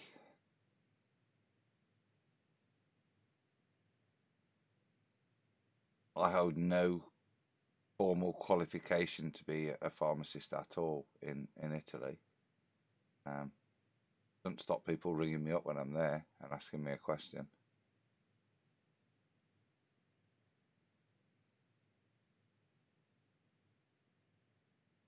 Anyone else? That's a good analogy. Thought they'd dropped. Sounds like it, doesn't it? Fuck me, I only asked a semi-normal question. Oh, it was a bit profound though, wasn't it? Why? A bit late, isn't building it? up Coming to up it with all shit night. like I'm that. so sorry. And here's what happened. Apparently, your question is a hard question for me, apparently, because even as you began and I got just to the beginning sentence, someone came in the room and began handing me food and talking to me, and I apologize for missing the rest of your question. So please repeat the question so I may answer it correctly, sir. Please. Say it again. Damn it, man. I didn't hear it all. Please, John. All right. The point of the question is that a licensed surveyor. All right. Have I just muted myself or something? No. No, I'm listening. All right. A licensed surveyor one day retires and his license expires the next day. Does that mean he can never again talk about surveying? His entire body of his work is bunk, he's bullshit, or a private pilot can't talk about how flying works or how planes work, or instrumentation or anything with a commercial pilot, because a commercial pilot has a bigger plane than a private pilot sometimes. Anyone know where I'm going with this? I get it. I get what you're saying. Well, I mean, obviously the knowledge doesn't go away just because a piece of paper is no longer a valid piece of paper that didn't mean anything in the first freaking place. If you have the knowledge base, you have the knowledge base. Just like Adam kind of was saying there with his Just like cause Adam in said. Italy. Yeah. It's, and I guess it also would hold. The other side of this is kind of what I dealt with in the not argument, but just a disagreement with my mom. I mean, I spent years studying health, studying alternative ways of doing things, health-wise. When my brother and his wife got together, his mother-in-law is also very natural, health-oriented, does a lot of natural healing stuff. She knows about all the same vitamins and supplements for different things, turmeric and oregano and different things like that. So when she and I met, we felt like we were family. We talked about all these health things, all these food things, and it was all this great connection. And then I started talking about flat Earth, and then suddenly all that went out the window because I'm the crazy flat Earther now. You know what I'm saying? So yeah, I do. I mean, it speaks to everything. Like, I mean, if I've got a motorbike license now, but I don't keep it up, then does the fact that I don't have a license mean that you can't ride a motorbike or whatever? Does the fact that Josh is not now working in a kitchen, does that mean he now can't cook, doesn't know how to cook, forgot how to cook? I mean, what I'm talking about is Chris Van Maitre as an unlicensed surveyor, and I'm talking about Bob Nadell as a private pilot license holder. And this is how sad it's getting, to the point where it's being leveled at them that, I mean, if I asked any of you lot, and some of you don't listen to Globebusters and that, and that's absolutely fine, and it's probably helpful. If I asked you what Bob's qualifications were in terms of his flying experience, what would you say? Because I asked Zach this the other day. Is he light aircraft pilot? Right, that's what I thought. I don't think he's made any bones about it. I mean, I'm not a Bob Nadell fanboy or anything, but from my listening to everything that I've heard of Globebusters, I would never have said, "Oh, Bob, yeah, he's a commercial pilot." And I mean, he's always, as far as I can see, always described himself as a private pilot. Mm-hmm.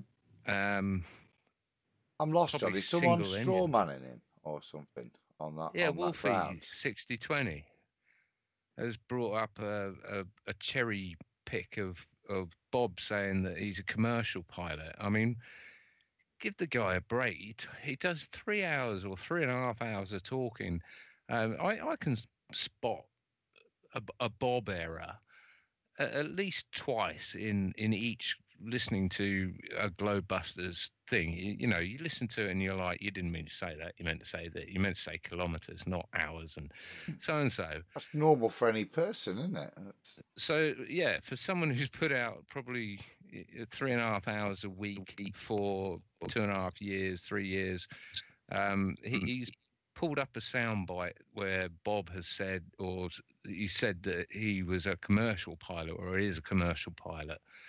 Like I say, from my experience of listening to Bob, I would never have described him as a commercial pilot ever. He's always put forward that he has a private pilot's license, and he hasn't flown for years, as far as I can remember. But I haven't ridden a motorbike for years. But it doesn't mean that I don't know what I'm looking at when I get on a bike and I look would at the dashboard. I I haven't would driven a car qualify. for years. Yeah, I'd qualify the difference, John. And the difference, I'd bring it back to me, is there's a big difference between having the knowledge to do something and state something with certainty. See, I still hold my qualification in pharmacy, okay? But the difference is I am registered to practice here, which means the state system allows me to do those certain functions within their rules. It doesn't mean I am empowered with any more knowledge than somebody who isn't registered anymore, because we have people register. Stop being on the register. It costs you money. Be on any register. There's another part of the game. You know what I mean? It costs. You have to pay the state to be on a register. The point is that it is as simple as that. It's not a qualification being on a register. It's a necessity to be able to trade with that license in that paradigm. The knowledge base is either given through life, isn't it, or university, or the state system. But in most cases, it's the state system. Well, you either have the knowledge or you don't. Whether you're licensed or not is a bureaucratic step. You either have the knowledge or you don't. You could be a pilot. You could build your own plane and fly it perfectly competently, but not be in holding of a pilot's license. The same with a surveyor. You could learn surveying and put it into practice and build an entire town, but without the license you can't be a licensed surveyor or whatever. It doesn't take anything away from your capabilities or what you've achieved or done. Isn't it in the UK, the John? barrel they're scraping. In the UK, can't do your own electrics? So, you have to, if you pay somebody to come in and do your electrics, you have to have a registered electrician do it. But you can do your own. No, you can't. There are certain things you can't do. No, you can't. You can't add a plug socket, for example. That's technically illegal in the UK. You have to get. So is that a recent law change? Because that wasn't true in the 90s. Yeah, I was going to say 90s and early noughties. Tiptoe into the nanny state that we live in. Right. So that's quite relevant in itself. That's a state creep, isn't it? And a lot of it is tied back to insurance. Even if you do it yourself, and no one finds out. If your house burns down and they find a plug socket that hasn't been licensed or signed off or whatever, then your insurance is invalid and they don't have to pay out. So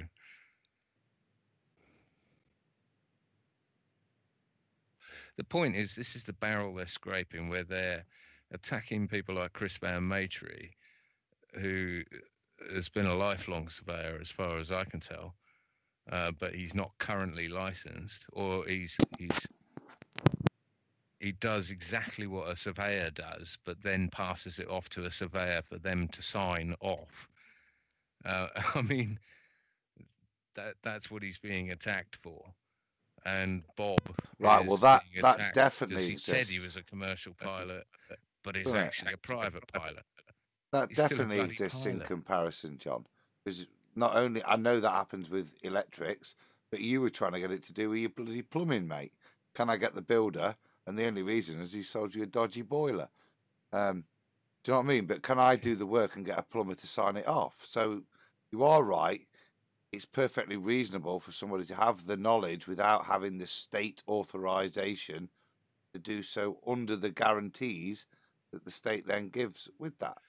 Well, this is why everything's accredited, so it's okay as long as it's carried out by a HETA engineer or a Corgi engineer or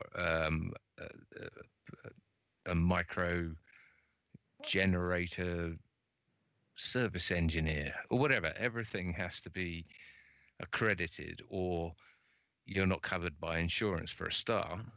And if you mention insurance to most sort of people in the UK or anywhere probably in the Western world, you know, they shit their pants if they're not insured in some way.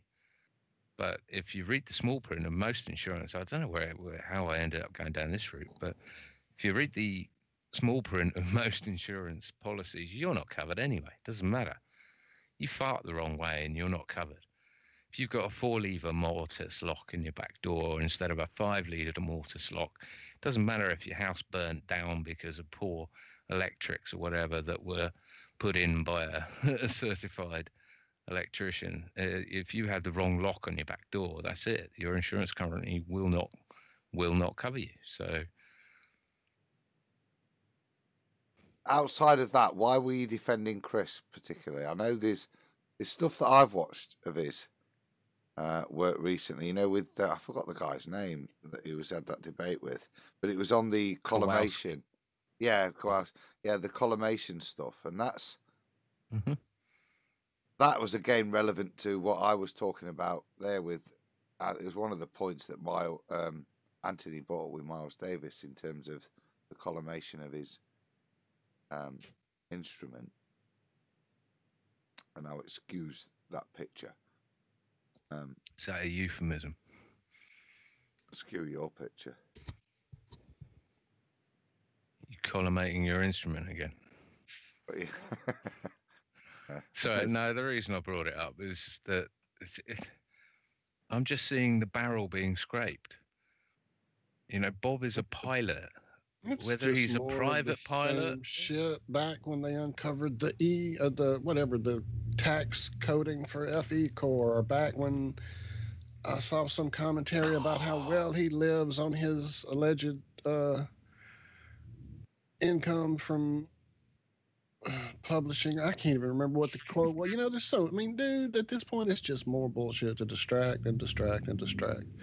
I saw another news scoop, guys, actually, Walt, on that. You know, with FEIC, somebody posted a video. They'd gone to the registered headquarters, went round the back to the back door. There was a couple of posters saying this, that, and the other. Went round the front, saw the sign for the church, went to the other door, saw a few, you know, bits and bobs in the window saying this company, that company. No sign of FEIC. Went round the back door, nothing there, mate. And as far as I can see, they were announcing that FEIC hasn't spent money on a door sign. But that is the kind of pathetic level that they're getting to. They're turning up and they're drawing an inference from what is clearly a registered address, a PO box, which is all you need. Saying there's not a door sign there, and therefore it's all a scam. Because look, because of this. I've got a 1-bedroom thatched cottage in our village that has 2,500 companies listed as its address. Right? I mean, this sort of stuff happens. I'm backing you up. This is how it works. I mean, it's just utterly crazy. And all I'd say is just people just get a grip. It's not. But you're right, John. You were saying there it's the minutiae, the arse nonsense that they're quabbling with. It's like what I say there. It's like what Sound is responded with. See, instead of dealing with the issues that we as flat earthers raise, like, actually, mate, if you apply this mathematics to a ball, then none of what you're talking about is relevant. And they don't want to deal with that. It's better to look at some very small part of it, whether they're right or wrong, and deal with and argue that and try and distract you from actually the reality that you've just told them. It's nonsense. I mean, if FEIC does something that is obvious, that is blatant, you know, like SpaceX or NASA or any of these other big players, if FEIC does anything like that, we'll be the first to jump all over it. I'll be the first to stamp all over it. Believe me, if I even sniff Well, I there's think something historically that's who we've been. I mean, just like Morgal earlier joking, well, I don't know if he was joking, but asking about the whole John Brahma thing. We were very excited, very tentative, very cautious. Didn't tell anybody, send anybody any fucking money. You know what I'm saying? And as soon as we got the whole, this guy's not giving us any kind of nothing, you know, and not only that, just jerking our chain, we let people know it. So I don't think that that's going to be, I don't know, something they would think about us, or I don't know. So are you talking about Brahma there? Yeah. Yeah. No, I agree. I agree. You know, We gave him enough rope. Some shit just because that's supposedly what it is. Just like earlier, I saw, was it Alien, something about saying flat earthers standing on Eric DeBay's research. Well, really? You really think that's where we are at this point in flat earth? That's kind of silly, I think. Well, before you move off Brahma there, right, there was... That Brahma thing was another good example of us flat earthers using a bit of common sense. And this was back in the earlier days. And Morgal refers to it, but it was... I've got... You know, I remember talking to, in this shed, you know, talking to John at that time about it, talking to Paul on the plane, talking to another guy. Remember Tone, guys? Yeah, shout out to Tone. Yeah. Tone, Kai was involved in some of that. Yeah. People who actually had the money, or you know, that's what I'm saying. There was a lot were of dealing with them, and people were talking in the background and not being prepared to get mugged off by somebody that claimed they had a trip. You know, not daft. And we even proposed to Brahma different ways of funding his trip, to have a holding fund. His preview we wasn't proposed talking. all kind of ways that could have went that would have been a whole lot better for everybody if it would have been legit, you know. So well, I think Paul the was the big one that gave smacked him. We gave him the rope to hang himself, and he hung himself. Yeah. But the fun isn't in, you know, picking minute parts of that rope with a razor blade and going, oh look, they got 33 in their fucking address, or 33 watching now. Oh wait, it went to 32. The thing is to give them enough rope to get confident enough to hang themselves. And I've not seen it yet in FE Core.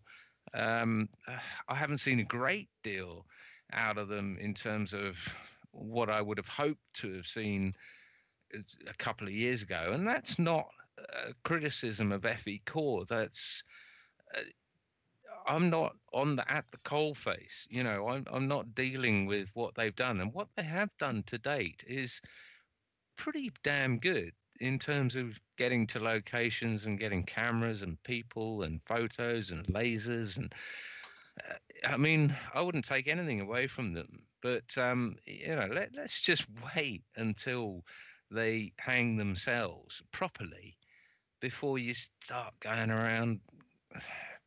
I mean, the people I hear criticisms of Flat Earth Core, of FE Core from, are mainly people who haven't spent a cent to FE Core. They haven't. They're not a member. They're not. You know, I've given that's the other no one thing, money. John, isn't it? So what once have I got again, to complain about? They're not criticizing what they're doing. In fact, they stay well clear of any of their actual experiment, tests. Nearly slipped. They stay clear of any comment on that, and it's all about the appropriation of funds and the likes, and the legality of the legal entity that they've formed. It's all just waffle and distraction. Not to deal with what they're actually doing. Oh, they haven't got a sign up. Look, there's a video out. They've not got a sign up outside the building. That's a church. There's about 5 or 6 other people in there that have got businesses. None of them have got a sign up. They've just got like laser printed sheets of A4 that they're stuck in a foolscap ready file and sellotape to the window. You know what I mean? Do they claim to be in that building? Well, that's apparently their registered address, but yeah, but a register. Like I said, I've got a one-bedroom cottage in the village that's got 2,500 registered addresses, and that's the point. Some of these are not small companies either. You know, no, it's an indictment of nothing. Lives there. Yeah. Like I said, the only headline, John, I could see was that, oh, shock horror, FEIC don't have a nameplate on their building. Because that's the only valid thing that I can see that comes from it, unless there's some quirky law in America where you have to have a nameplate on the outside of the building. No. You've got a registered company there. I mean, other than that, it's just bunkum. Like I say, I'm not a fanboy or of FEIC. I want to see the evidence before I hang someone. I mean, I always ask someone this, on the evidence you've given me, would you hang that person? And, they're like, well, I might not hang them. And no, would you hang them? Because these are decisions that had to be made back in the old days. You've got all the evidence given towards you. This guy was a cattle rustler or whatever. His footprints were found here, or so-and-so saw him. On the evidence you're given, would you hang this guy? And yeah, some people, I've heard them. They've said, yeah, we would hang Bob Nodell because he's got a job and he's got some money. Fucker's got a Harley Davidson, for Christ's sake. He must be part of them. I mean, do me a favour.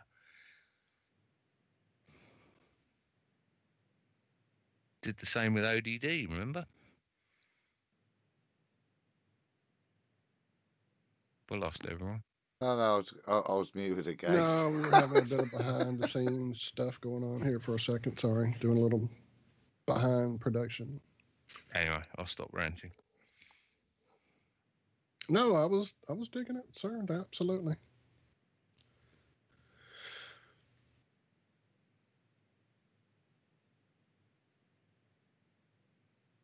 Think Zach's ever coming back?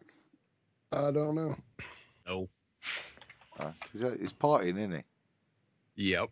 He's forgot about us, hasn't he? And that's exactly what I would hope he was doing, and not being worried about trying to get on with us. I hope he has a blast.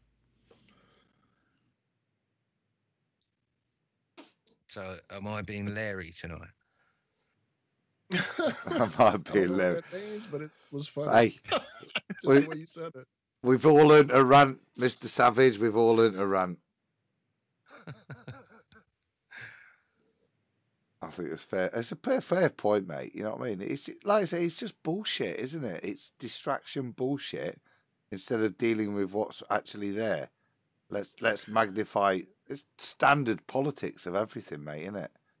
Magnify the shit that don't matter. About distraction and nitpick crap away, so that the real crap that we're trying to point out is ignored. Like the question there in chat, what is Fraudley's issue or whatever there, Mr. Walter? Apparently you have not seen the ramps that his amazing pictures show us in the middle of the bridge across Lake Pontchartrain, which I've driven across, a lot, and I've never gone up or down a ramp at all, and yet his pictures seem to show that profusely.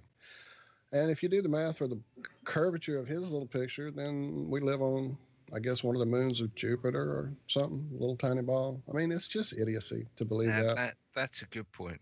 Well, someone could take Soundly's picture and working on the first pylon as opposed to the last pylon, counting the pylons in between, the actual circumference of Soundly's world could easily be mathed out, I would say. Not that I'm going to do it, obviously, but wouldn't be difficult, would it? Comparing on the photo. I also live in that slum part of the States, just so you know there, Anthony.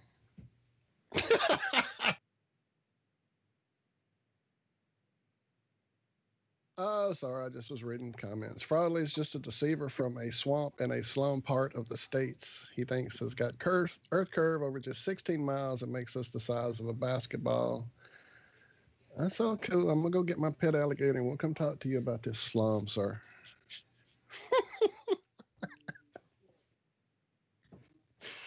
Oh, too good. Right. So I believe yes, we did it. Thank you. We did a little behind the scenes trickery and made magic happen. Anyway, that's all good. No need to point all that out. Beautiful. Perfect. That's what I'd like to see. That's what I like to see. So fastcompany.com. We covered this a little bit this morning. Elon Musk and SpaceX just got the FCC approval to launch 7,518 new satellites. So, of See, all that's the a shit that's annoyed me. That's the one, Josh. Go on. All right, so this is 7518. by Melissa Locker over on fastcompany.com. It's a 1 minute read. Let's see what I can do here. Can I just say, from a gematria point of view, just scroll back up quickly. 7581. What's that? It's 12, 20, 21. 2 plus 1 is 3. It's 3. Goes back to 3. I don't know what that means. Well, it goes to 3. It goes to 3. Means we're all doomed. And it's a 1 minute read, and there's 60 seconds in a minute. And 6 plus 0 is 6. Oh fuck. And we have 6 too. Damn it. Doomed. Soon, SpaceX will have more satellites circling the Earth than anyone else. The FCC just gave Elon Musk's company permission to launch more than 7,000 satellites, or for fans of specificity, 7,518 satellites, into space. The satellites will fill the night sky as part of the company's Starlink program, which aims to provide satellite-based broadband internet. According to Bloomberg, since there are currently fewer than 2,000 operating satellites, SpaceX's new additions will dominate space. That will help the company create its constellation of satellites to provide internet service to rural locations, but will also create a lot of traffic in the stars. So much traffic that FCC Chairman Ajit Pai had no choice but to reference the 2013 film Gravity, in which the world lost George Clooney due to space junk. To help fight a space junk traffic jam while approving SpaceX's applications, the agency also voted on a variety of space-related matters, including debris rules. The FCC's approval of the plan isn't particularly surprising. Back in March, it made SpaceX the first U.S.-based company to receive a license to construct, deploy, and operate its own satellite constellation. SpaceX has said it has plans to begin launches next year, and soon we will all be able to wish upon a satellite for faster internet. Okay, I reckon you read that in that 1 minute again, replacing space with atmosphere and satellite with balloon. I bet you I can. I bet you I can do it in less than a minute and 26, which is what my 1 minute read came out to be. Go on then. I don't think I'm going to do it. Just saying, I could. Maybe. Do the first paragraph. See what it sounds like. The space is atmosphere and satellites are SpaceX will have more balloons. balloons circling the Earth more than it. Soon It's not SpaceX, it's Atmosphere X. Oh, sorry. See, SpaceX is one word. I didn't know we were talking proper nouns also. All right, soon Atmosphere X will have more balloons circling the Earth than anyone else. The FCC just gave Elon Musk's company permission to launch more than 7,000 balloons, or for fans of specificity, 7,518 balloons into the atmosphere. Satellites will fill the... Damn it! The balloons will fill the night sky as a part of the company's Starlink program, which aims to provide balloon-based broadband internet. Right, I've got a question. Right, where in the article does it describe how more satellites means the internet will work better? Because at the bottom it says... Well, this actually ties into a story that I saw and bypassed in my quest through the week, but it relates back to that Starlink program. It's basically going to be like the Internet of Things in the sky for these balloons in the atmosphere, right? So each balloon is going to be sort of linked. So it's going to be another layer of webbing. So yeah, I was going to say it's what Googleoon or whatever announced, how it was going to provide internet to Africa and what was it, Puerto Rico? Keep a balloon in place. Whoa! What about geocentric stationary orbits and things? Well, it's okay, because according to Bloomberg, since there are currently fewer than 2,000 operating balloons in Atmosphere X, new additions will dominate the atmosphere.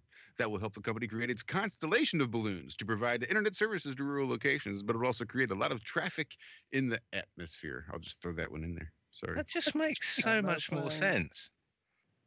It really does. Right. We're getting rid of space lettuce. We got Zabala in the house. Yeah, we do. Yeah.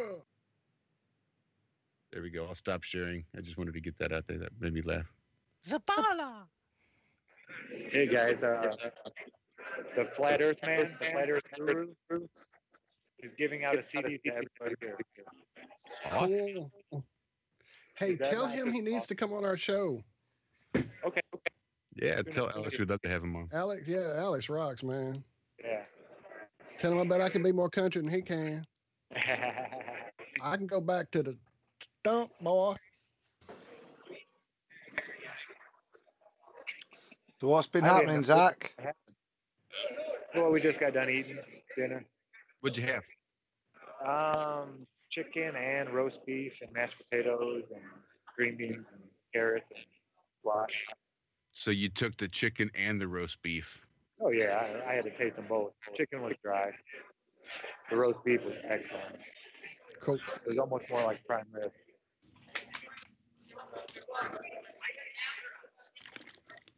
What's the general vibe, Zach?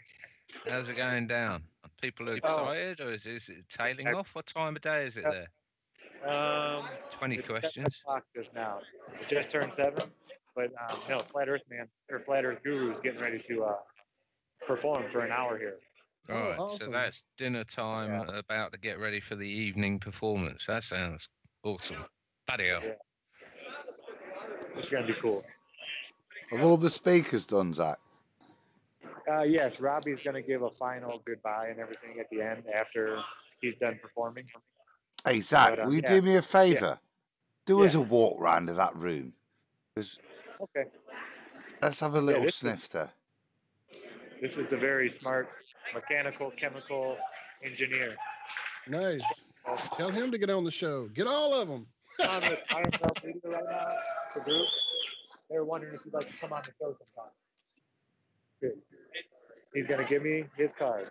Absolutely. Thank you so much, Paul. We appreciate it, my man. Thank you so much, Paul. Paul said, who? Yeah. Thank you so much. We'll be getting a hold of you for sure. Yeah, I'm gonna be talking to you anyway, right? We're invited to chat. We'll be in the chat together. Yeah, I'll definitely see you again, Paul. Thank you very much.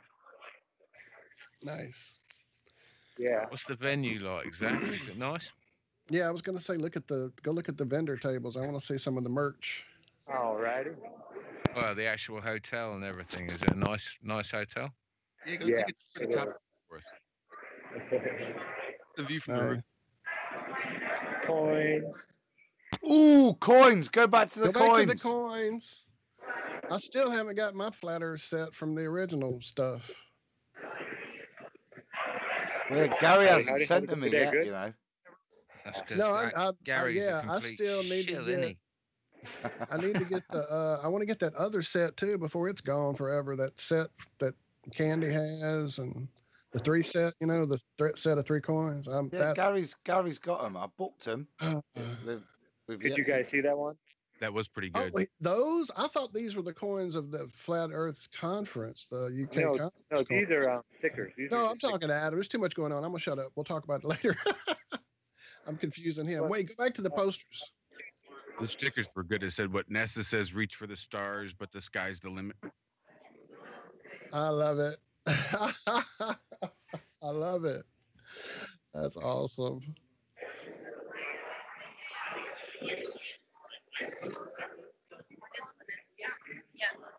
Yeah, cool.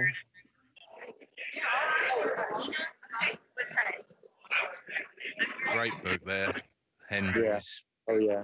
Flat Earth book. I know a lot of Enjoyed people. that. Yeah. Very biblical, but Nice. very good. I love there's so many flat Earth books now. That's the absolute best response to. What'd you do? Watch that in the. How we doing, sir? Yeah, it's nice to quote a book, Josh. Yeah. Oh, that's awesome. You have a good time? Absolutely. Oh, this is my Hope first he's one. going to smash that flat Earth at the end of the conference. Yeah, definitely. Back up a little. I subscribe to his channel.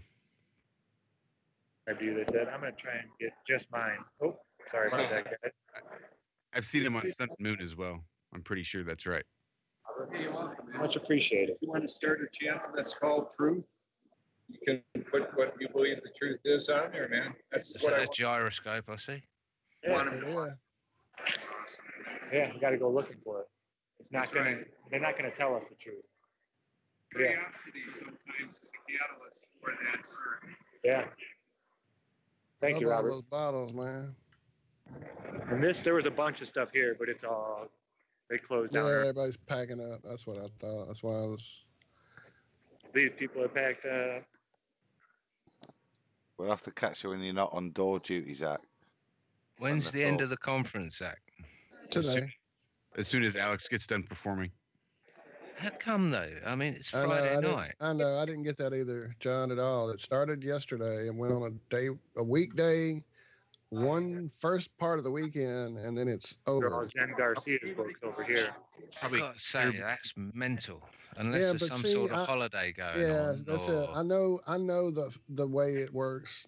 I don't know, but I mean, John, my brother-in-law, and them do the anime convention. It's huge.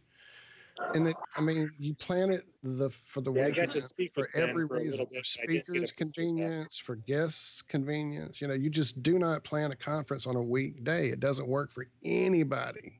Speakers, especially people who have jobs in the industries that the cartoonists and the voiceover actors and all that. I mean, it's hard for them to get away on a weekday. That's just, it doesn't make sense in any respect for any. Even the cost question is not even legitimate to me. That just doesn't make sense. I can't see it. I just can't see the point. Maybe there was a point, but it's finishing on a Friday. If I get 8 people to buy these, they're little cookers / heaters. Is that like a rocket stove? Yeah. It's got a stove up here. It's got a cooker here. There's bigger ones. Awesome. How much are they? Those are really awesome. I'm not sure how much they are. I haven't asked yet. But if I get people to buy 8 of them, he said he'll give me one for free. Are they stainless steel? I believe so. Know your product, mister. I know, Gordon Rocket Company. I'm going to check it out and do some research. Most efficient way to cook your food. Nice checker floor. I was about to say I saw the Masonic floor, John. I was with you, bro. It doesn't matter what the trolls come in. I've seen it. I just don't give a shit sometimes. Iron Rim Media, new Masonic channel. Oh, pulling a hand signal there. And rebuild Martha. He owns a company that bought $13 million in the first quarter last year. Upside down. Capital management company. Profits from disasters. He also owns the E5, E6 visa companies that bring foreigners over here, Indians and Chinese. That is aplanetruth.com. The guy's amazing. Oh yeah, I love his channel. Dude, that's I love Jamie. his channel. Yeah, go back and say hey to him for us for sure. Which Jamie, guy? yeah? Yeah, Plain Truth. Yeah, Plain Truth. Yeah, hell yeah. Tell him hi, Zach. IP comment. Sorry about that. I had to clear something up. Cool. Zach, are you not meant to be filming, or what? Have you got it strapped to your head? Can you go into the bathroom and look in a mirror? Yeah, I'm just holding it up to my head. Why is it up to my beard? Do people not know there's a camera there, or are you not allowed to be filming, or? No, everybody's been filming. Wow, you're in the toilet. You're gonna look in the mirror. He's done it for you. Classic, Zach. Hell yeah. Yeah, I love Iron Man Media. Legend, Zach. Legend, bro. It is spiritual. Iron Rail Media wants to say hi, man. Iron Rail Media. Oh, yes. How you doing, man? How you doing, Matt? Glad to see you, man. Get you on the show on a Friday night. You'd like to come by and talk about your acting business. Okay. Yeah, we love your channel, or I do. Yeah. Thanks, I'll Matt. answer with what he answered with. Who? Who? Right. Who? Who the fuck? Who was that? Sorry, I'm being... Flat Earth Fokker. Ah, right. Is Iron Realm. that Nora? Iron Realm is still on. Yeah. Yeah, we don't stop. We're always here. Hi, Nora. They said hi, Nora. Hi, guys.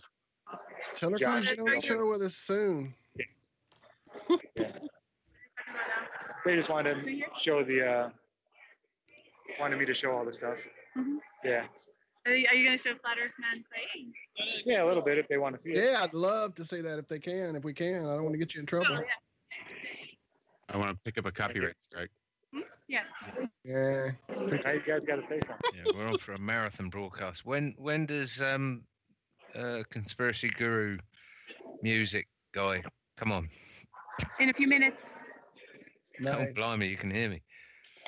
Alex, I was talking about. Yeah, he's going on in just a few minutes.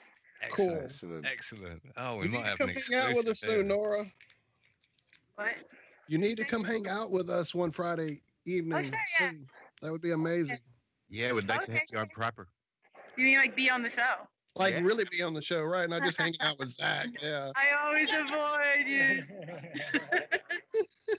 She says, no, never. She doesn't even make her videos. She's just a chat warrior. Right. The fire of the Irish. She was just, she's on a show right now. Yeah. What's her channel? What's her channel? I'll have to go with That's no one's flower. Yeah, there you go. Or I mean, okay, I'll see you down here. Yeah, this has been awesome. Yeah, they're talking to Mad Mike right now. Actually, guys, I Is that talked his to him. rocket? Yeah, that's his rocket. Yes.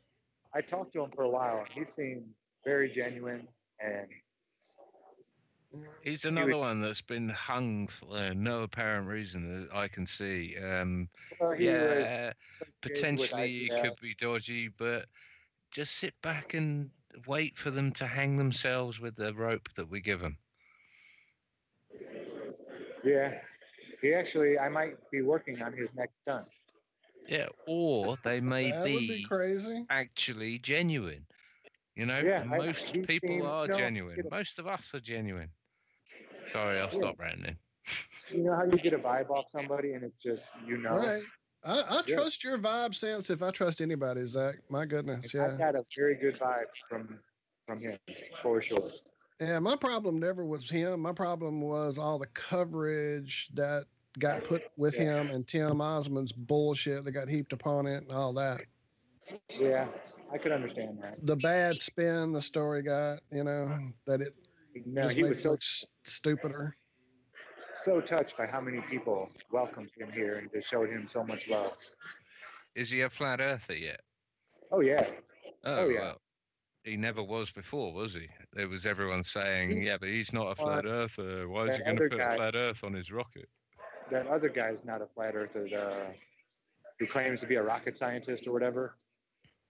The guy you initially accosted on the way into the thing with the beard. No. I forget the guy's name. Looks like he has fake teeth in. He did an interview with Neil deGrasse Tyson. He was able to just walk up to him and start asking him questions. I don't know the guy's name. Not someone who's there with you now, no? No, he was here this morning and did a little skit, and he left. And I haven't seen him since. Oh, right. Oh, I don't know who you're talking about. That's the astronaut that's going to be dancing around.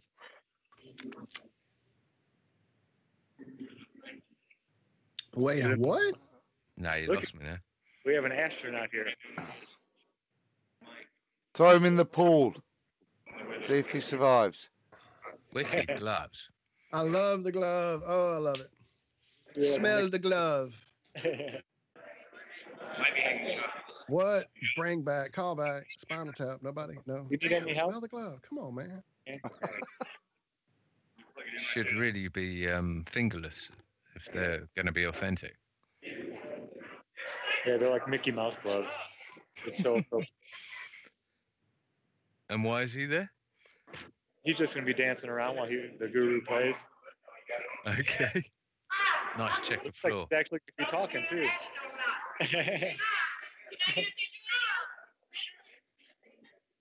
Yeah, I want to get a picture of this too. Who pays this guy? Can I get one, brother? Oh, he's going. I'll see if I can't get one later.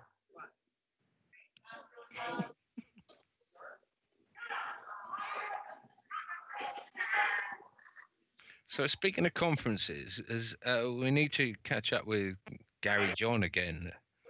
There must be another UK conference coming up, isn't And there? Dee Dee. Is Dee Dee there? Are any of them there? Dee Dee is here. Wow, excellent. Nice. We chatted for a while. Gary's She there showed her as that. well. Yeah, Gary's here. Yeah, we Yeah. saw Gary earlier with you. Gary's there as well, yeah? Yeah, Yeah, yeah. we saw him for a minute. Excellent. I mean, that just shows continuity. You know, if they were put on a conference, make money and run, then they wouldn't be here. Right. Or they're all part of the same Or syndicate. it's all a big right. It's all a game. A long game. But again, this year, with this conference, I noticed that most of it is going out free over YouTube. Or maybe with a time delay or not. But Right. There wasn't all that pay for the stream thing, or I didn't see it anyway, if there was. well, I think you can pay for the stream, but it's almost maybe a day delayed or something. A lot of features and everything are going to go out over YouTube for free, and I just thought, well, that's awesome. I'm kind of Colorado. I wouldn't want to either. But the fact that, well, we've got this for a start. No one's paying for this.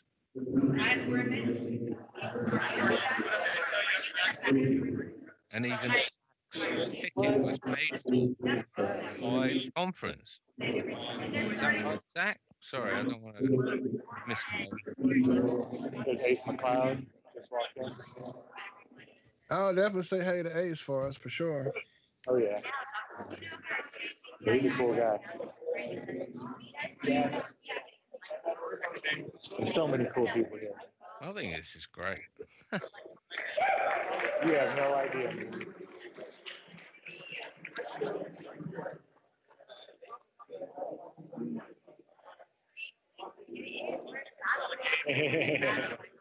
We don't need no stinking baggage.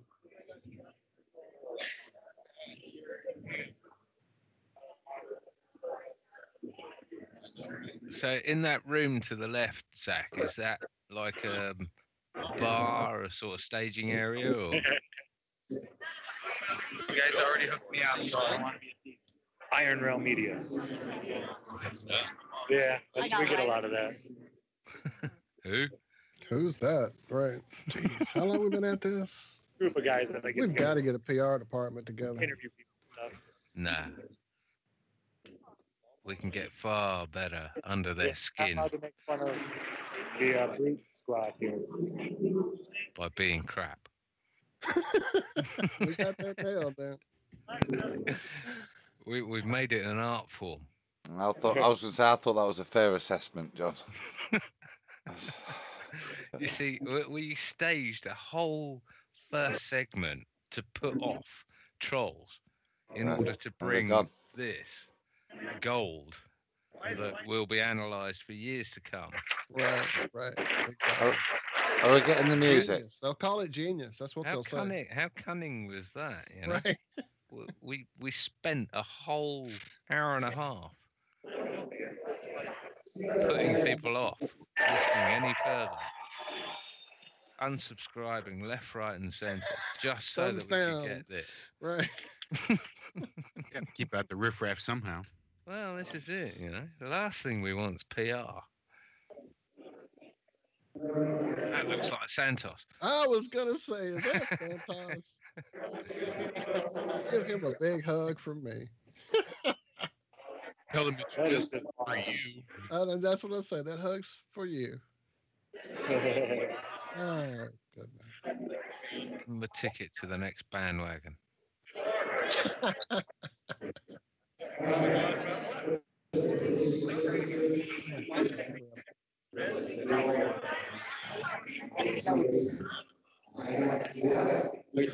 Well done, bro. Well done. Zach is doing an amazing job. Well, thank you. I don't know if Zach can hear us, but mate, you're doing a wicked job there. Thank you, John. I appreciate that. I'm trying. I've got a serious question, Zach. Yes, sir. Shoot. How did they get that car in that room? There's a garage door here. One piece at a time. Thank you. See, I'll sleep tonight now, Zach. Thanks, pal. Yeah, no worries. Yeah, definitely. Thank you, Zach. We tried to leave you alone this morning. We tried to leave you alone as much as we could to let you go experience the conference and do your thing and just have fun. So thank you for all the time you do give us walking around and hanging out with us. I actually woke up this morning and I was dreading that you guys were going to call because I was so tired after yesterday. Well, we figured But I was up, ready to roll. Yeah. And then when you didn't call, I was like, okay, cool. I'm going right back to bed. I got another at least hour and a half of sleep. So do you think you're going to have a late night, Zach? Yeah, tonight will be a late night. Tonight, I don't have How many people would you say are in there? 625 showed up, but some of them had already left. So maybe 575, 600. So, Zach, because it's getting late here, are you going to keep streaming from your channel as things crack on? Is there the flatties in a bit, or? Yeah, they're right after him. Yeah, is that going to be on your channel then, yeah? Or should we just leave this running with Josh? We're about to get an exclusive, so I suggest we mute, apart from you, Zach. Can you hear all right? Try and get up by the stage. But he spoke with such conviction, and he believed the words he spoke. Something deep inside me didn't be a joke. Wow, would he believe this? Brilliant. Wow, everybody knows the earth's small than this spin. So you must be pretty crazy if you think the earth is flat. We all know that it's small. That's a simple fact. So I said, what about the photographs? As it takes from space. You gave a little smile and told me, man, those things are fake. But what about the videos that I've seen with my two eyes? What about them Peter Black converted CGI? Oh, that's just making everything that you've ever seen. As for flying to the moon, give me my friend their life stuff is there for you to see. Just take some time to look into it, and the truth will set you free. Well, I was kind of skeptical, but I had it on my mind. What he said was interesting. Got a little time. So I grabbed myself a coffee, and I started watching vids. Said NASA's Brendon then they're lying to my kids. And as I watched, I got angry. I learned into the deceit. Lord, the ascension was right here at my feet. Now, Polish thought this to be true. What word out of the Lord? The more I learned, the more I heard, the more I started to grow. When I answered every wrong information that I could find, started to unlock the truth of the war on my mind. I had 1,000 questions I just couldn't understand. I had to meet that man again, that black earth man. Oh, that's just making everything that you were seeing. As for flying to the moon, they never been. Indeed, my friend, their life's not is there for you to see. Just take some time to look into it, and the truth will set you free. Well, I caught him that evening. He agreed to me. It was very welcome and he showed me to my seat. Said, I see you've done some research, my open-minded friend. I know you'll have some questions, which we'll get to in the end. First, take a look at what's on these walls. Can you point the camera at him? I painted every single one of these, don't you know? So see, back in the day before computers, I was in demand. An artist painted everything that I saw upon the land. Landscapes were my favorite. I was awfully good at those. Many people told me that they looked just like photos. Then one day I got a call for a real important dude. He asked me if I liked the job. I said, money's good. Well, what's the job? I asked him. Then I wait for his reply. You'll be painting clothes for NASA. Then he promptly said goodbye. Well, I was sworn to secrecy. I could not tell a soul. But I just got myself a job on NASA. Painting clothes. My work was published globally in every magazine. Zach, can you hear us? True evil speak. See, we don't live out alone. Sand here is truly flat. I've been on the inside, and I know that that's a fact. Say, that's what's making everything that you see. That's the science to believe. Indeed, my friend, that life's is there for you to see. Just take some time to get to it, and the truth will set you free. Well, we talked to Tim Sir, here, my mind is really blown. This man challenged everything I thought I know. Finally, it was clear to me why these rascals lie. Finally, it was clear to me about the reason why. It's all about control, you know, to get inside your head. It's all about the money, too, man, an awful lot of bread. $50 million, man, why couldn't you do that? Well, that's what I'm asking you today. Excellent. Well done, Zach. Things like God creation, the freedom sets aloft. God exploding from nothing like an ethereal man. Certain things I didn't mind control from the Freemason gang. See, go to space. There, evil bastards, you'll lie to your face. That's the evil, man. The whole thing is wrong. The only reason that we exist is to hide our way. All this and everything that's what I was thinking of me. Everything my friend that myself there is. Just take some time to get to me and the truth will set you free. Yeah, that's free, man. Now, why is so bad? Take some time to get it. The truth will set you free. My mind is really blown.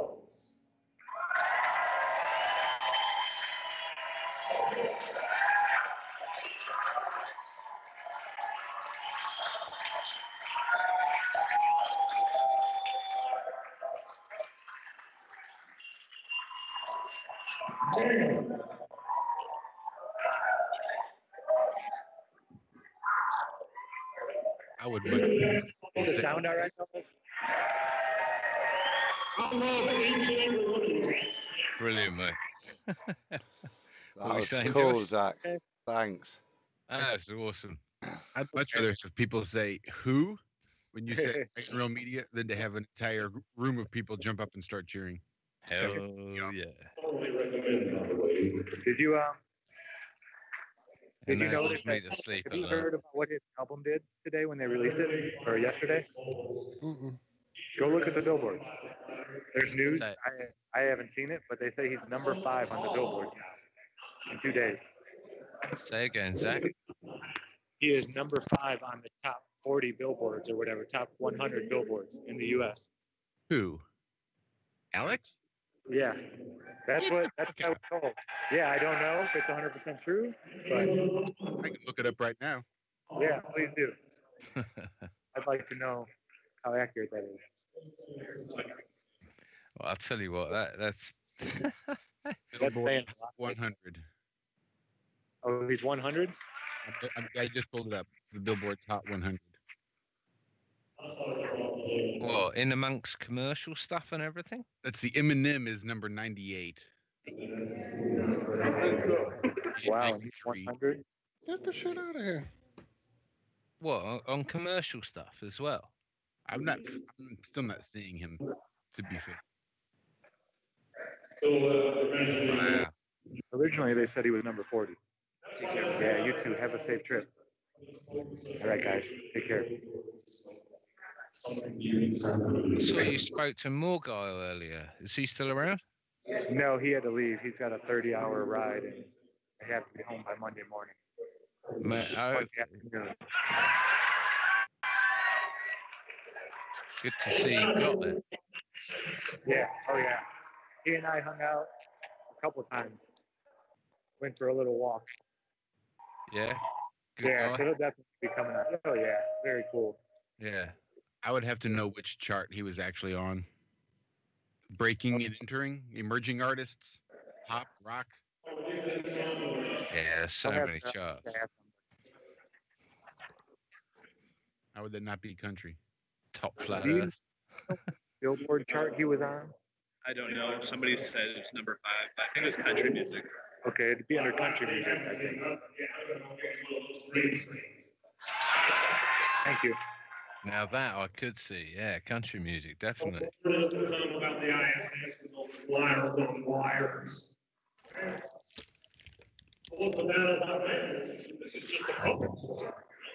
Now, can you guys still see right now? Can you see? Yep.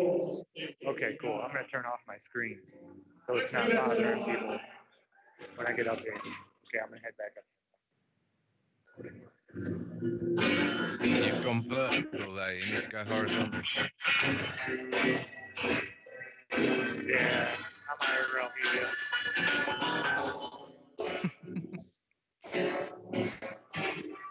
Can you go horizontal, Zach? No, there's so many people up front. I don't think they want anybody that's not sitting in a seat. Have you got your hat on? Hey, Zach, you've got the camera sideways for us? Sorry, what was that? Camera sideways.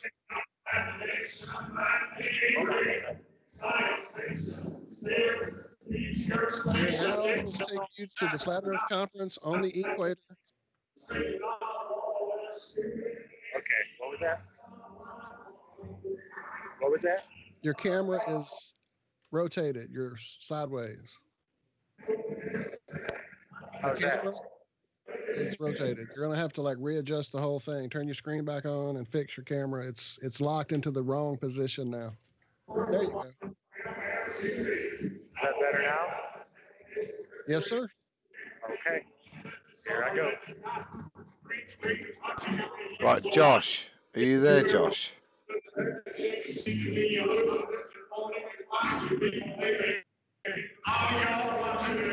Josh.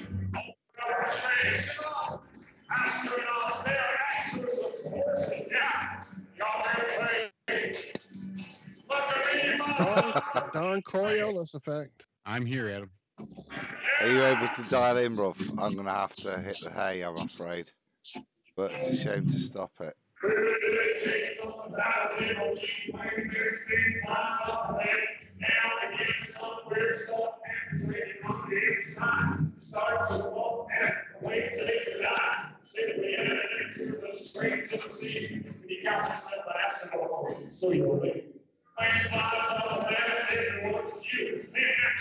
We got something singing to do. Everyone knows. Start the ISS show. Local data play with 0 to what you call it, see astronauts on your TV. Have a good night, Adam. Cheers, guys. When I see Josh up here, I'll head out. Oh, we lost Josh. We lost Josh.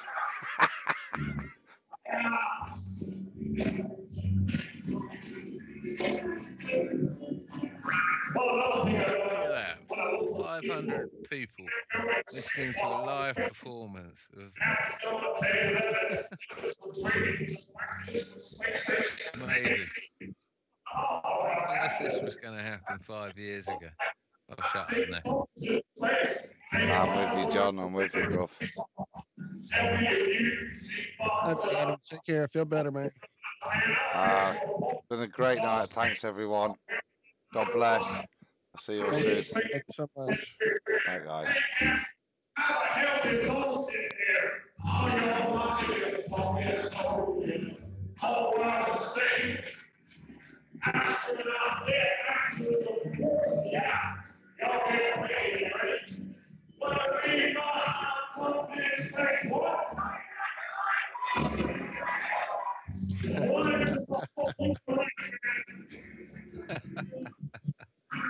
So when you see an astronaut go behind us, take another look at the TV set, and bring it in the way so you got a little close. Hey, someone's have to take away the actual pulse. If you ask me that ain't zero gravity, but coming on the next lot, see on TV. Take it to the plug and all the damn thing. This line around as if it's fucking so straight. It's all in science fiction fucking stuff. Hands up, assholes. We all know. I see you jamming up there with him there, Walt. Right? 1 year, eh? 1 year.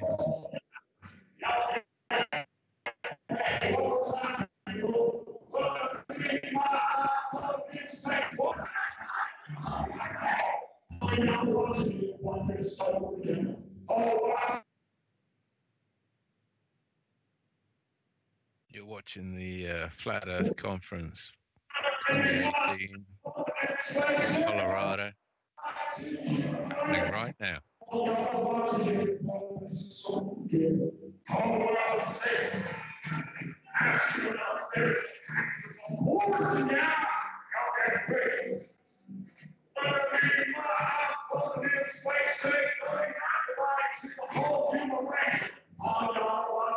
Where's the dancing astronaut?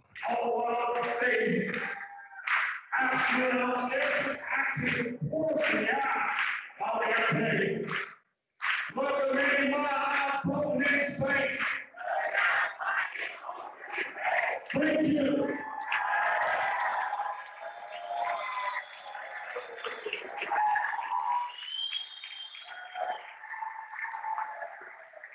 You guys are amazing.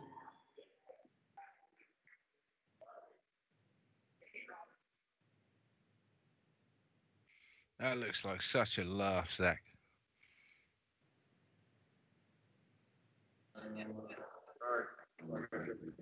Yeah, this is pretty awesome.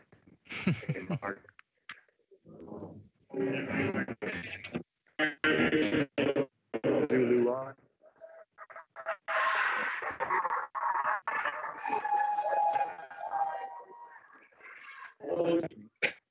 Country Billboard, was he on that one?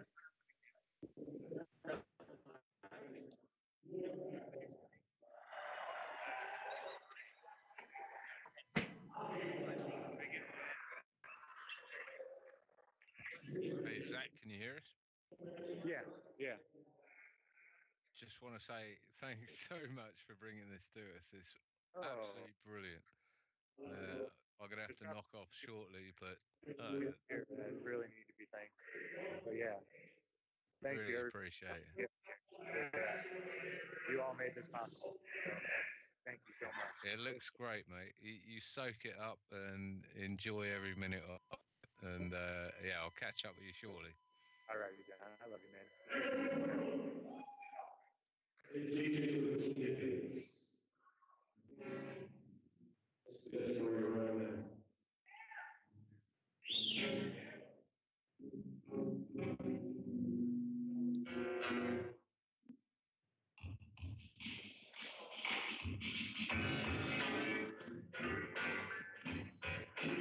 So, John, you said you're taking off?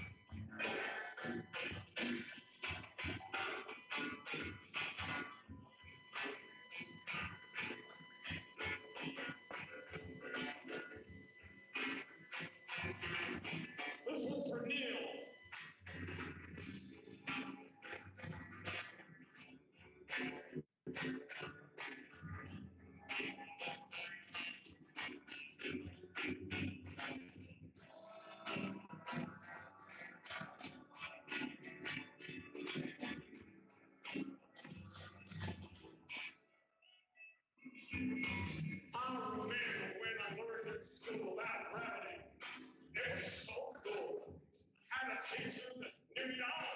She taught me how water can stick to a wall, how film can stick to the underside of a ball that spins like a carousel ride. Man, it sounded crazy to me, but I was going to learn about gravity. Couldn't wait to tell my dad about the amazing thing that I had. He picked me up, I was bursting with pride. He opened up the door and I jumped inside. He smiled at me and said, "How was your day?" I said, "Dad, I was blown away. I learned about this magical thing, but it's pounded out my head and spin.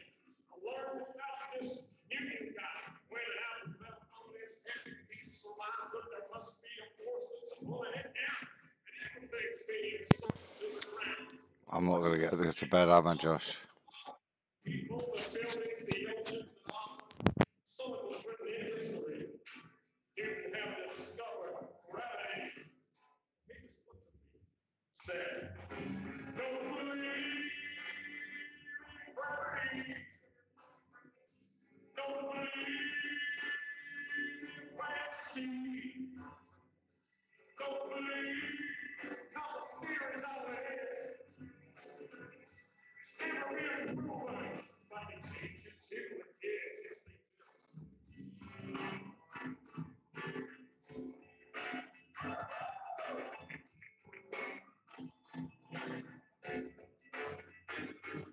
Well, my dad felt a little bit sad for me when I mentioned backward gravity. He said, "How do independent thought question what you just been taught me? How the hell can a ball that spins think a force so strong that sucks everything in, yet birds and insects fly unaffected? Gravity must be so selective. Think about it logically. That don't make no sense to me. You got question all those preachers preach. Question all those teachers teach. You see, gravity, just a bunch of bull. That new guy, just a lying fool. These guys like him, they shouldn't be trusted. They'll free us sign lies of their busted. Fact, my boy, it's density. That's why things fall down, you see. An object always falls to the ground if it's heavier than the air that surrounds it. It's lighter than air that it rise. People float up to the skies. That's what's known as buoyancy. And makes more sense than gravity. Let me hear you sing it one more time, please. Don't believe gravity. Don't believe in fantasy. Don't believe how the theories out there is. Still being proven by the teachers to the kids. Yes, they do.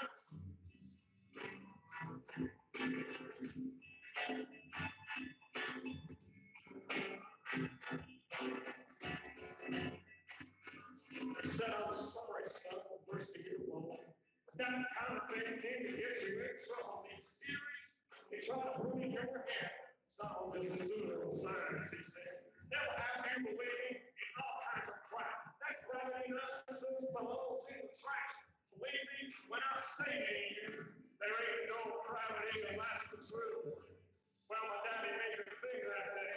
He made me think in a different way. I did some thinking for myself. I put that theory back on the shelf. That gravity crap is indoctrination, not truthful, trusted information. People need to wake up and see there ain't no such thing as gravity. Let me hear you sing it one more time now. Don't believe in gravity. Oh, don't believe in fantasy. Don't believe how the theories are is.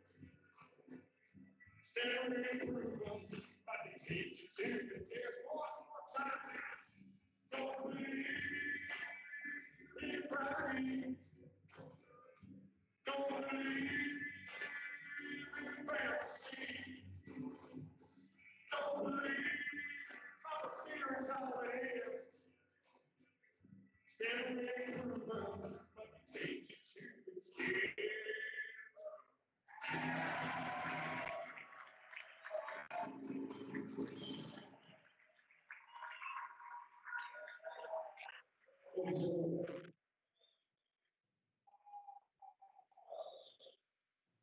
Oh man.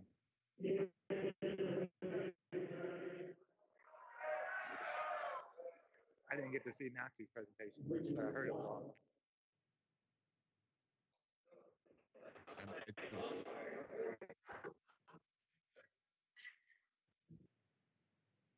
Can you guys actually hear me? Do I have this thing You all down? right, Nox? I hear you. All right, sweet.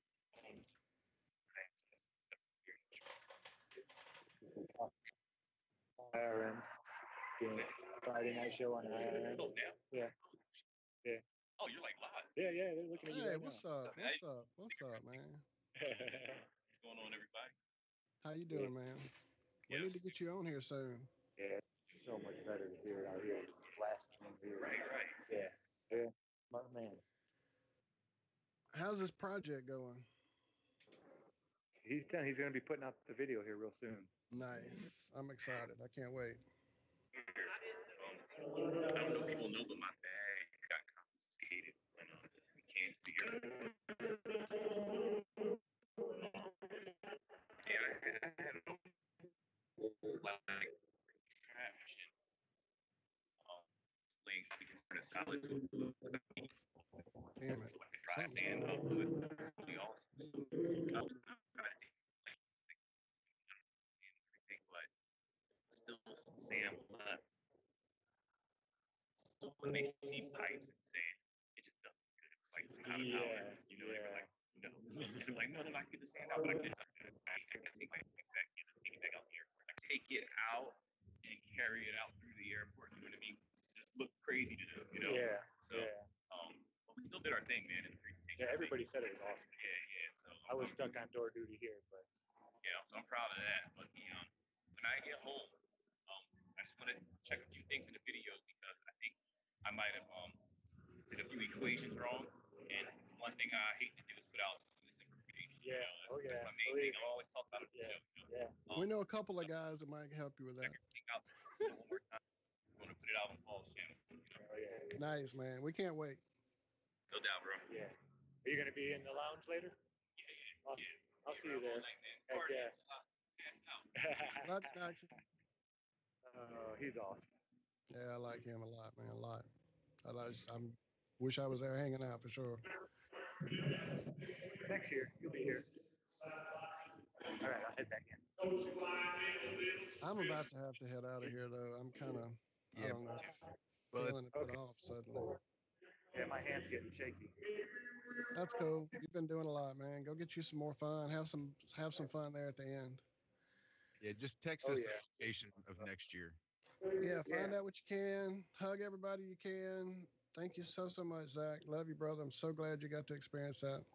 Thank you for sharing it with us. I can't wait to experience it with you guys. It's coming. Same. I don't make it like 10 times this. I don't know if I'll do it all. All right, gentlemen. I love you all. I love everybody out in chat. Thank you. And y'all have a good night. I'll talk to you guys. I'll text as soon as I find out. All right. All right, guys. Love you. Thank Bye-bye. you. Oh, yeah. My pleasure.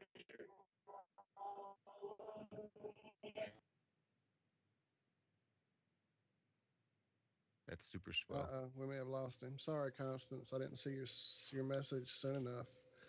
I'm sure you send Zach the hug through the app, Moplane, through the ether. He'll get it. Thank you, everybody, for hanging out with us there in chat. Especially you, Danny. We appreciate it, bro. In spite of your spinniness, you still were able to be still long enough to hang with us, and we thank you for that. Indeed, we do.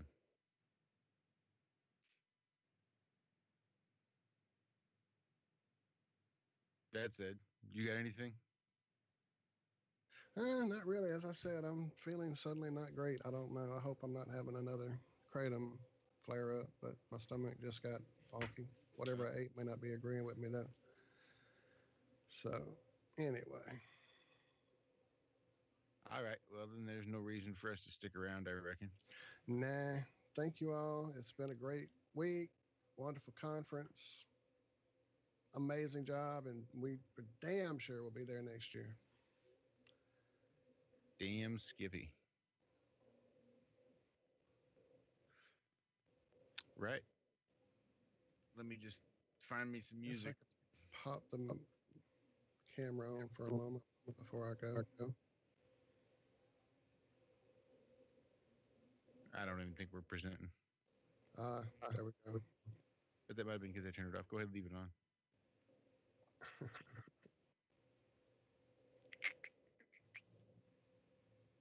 Nope, it's still not. I don't know what the That's hell. all good. I'm ready to get off.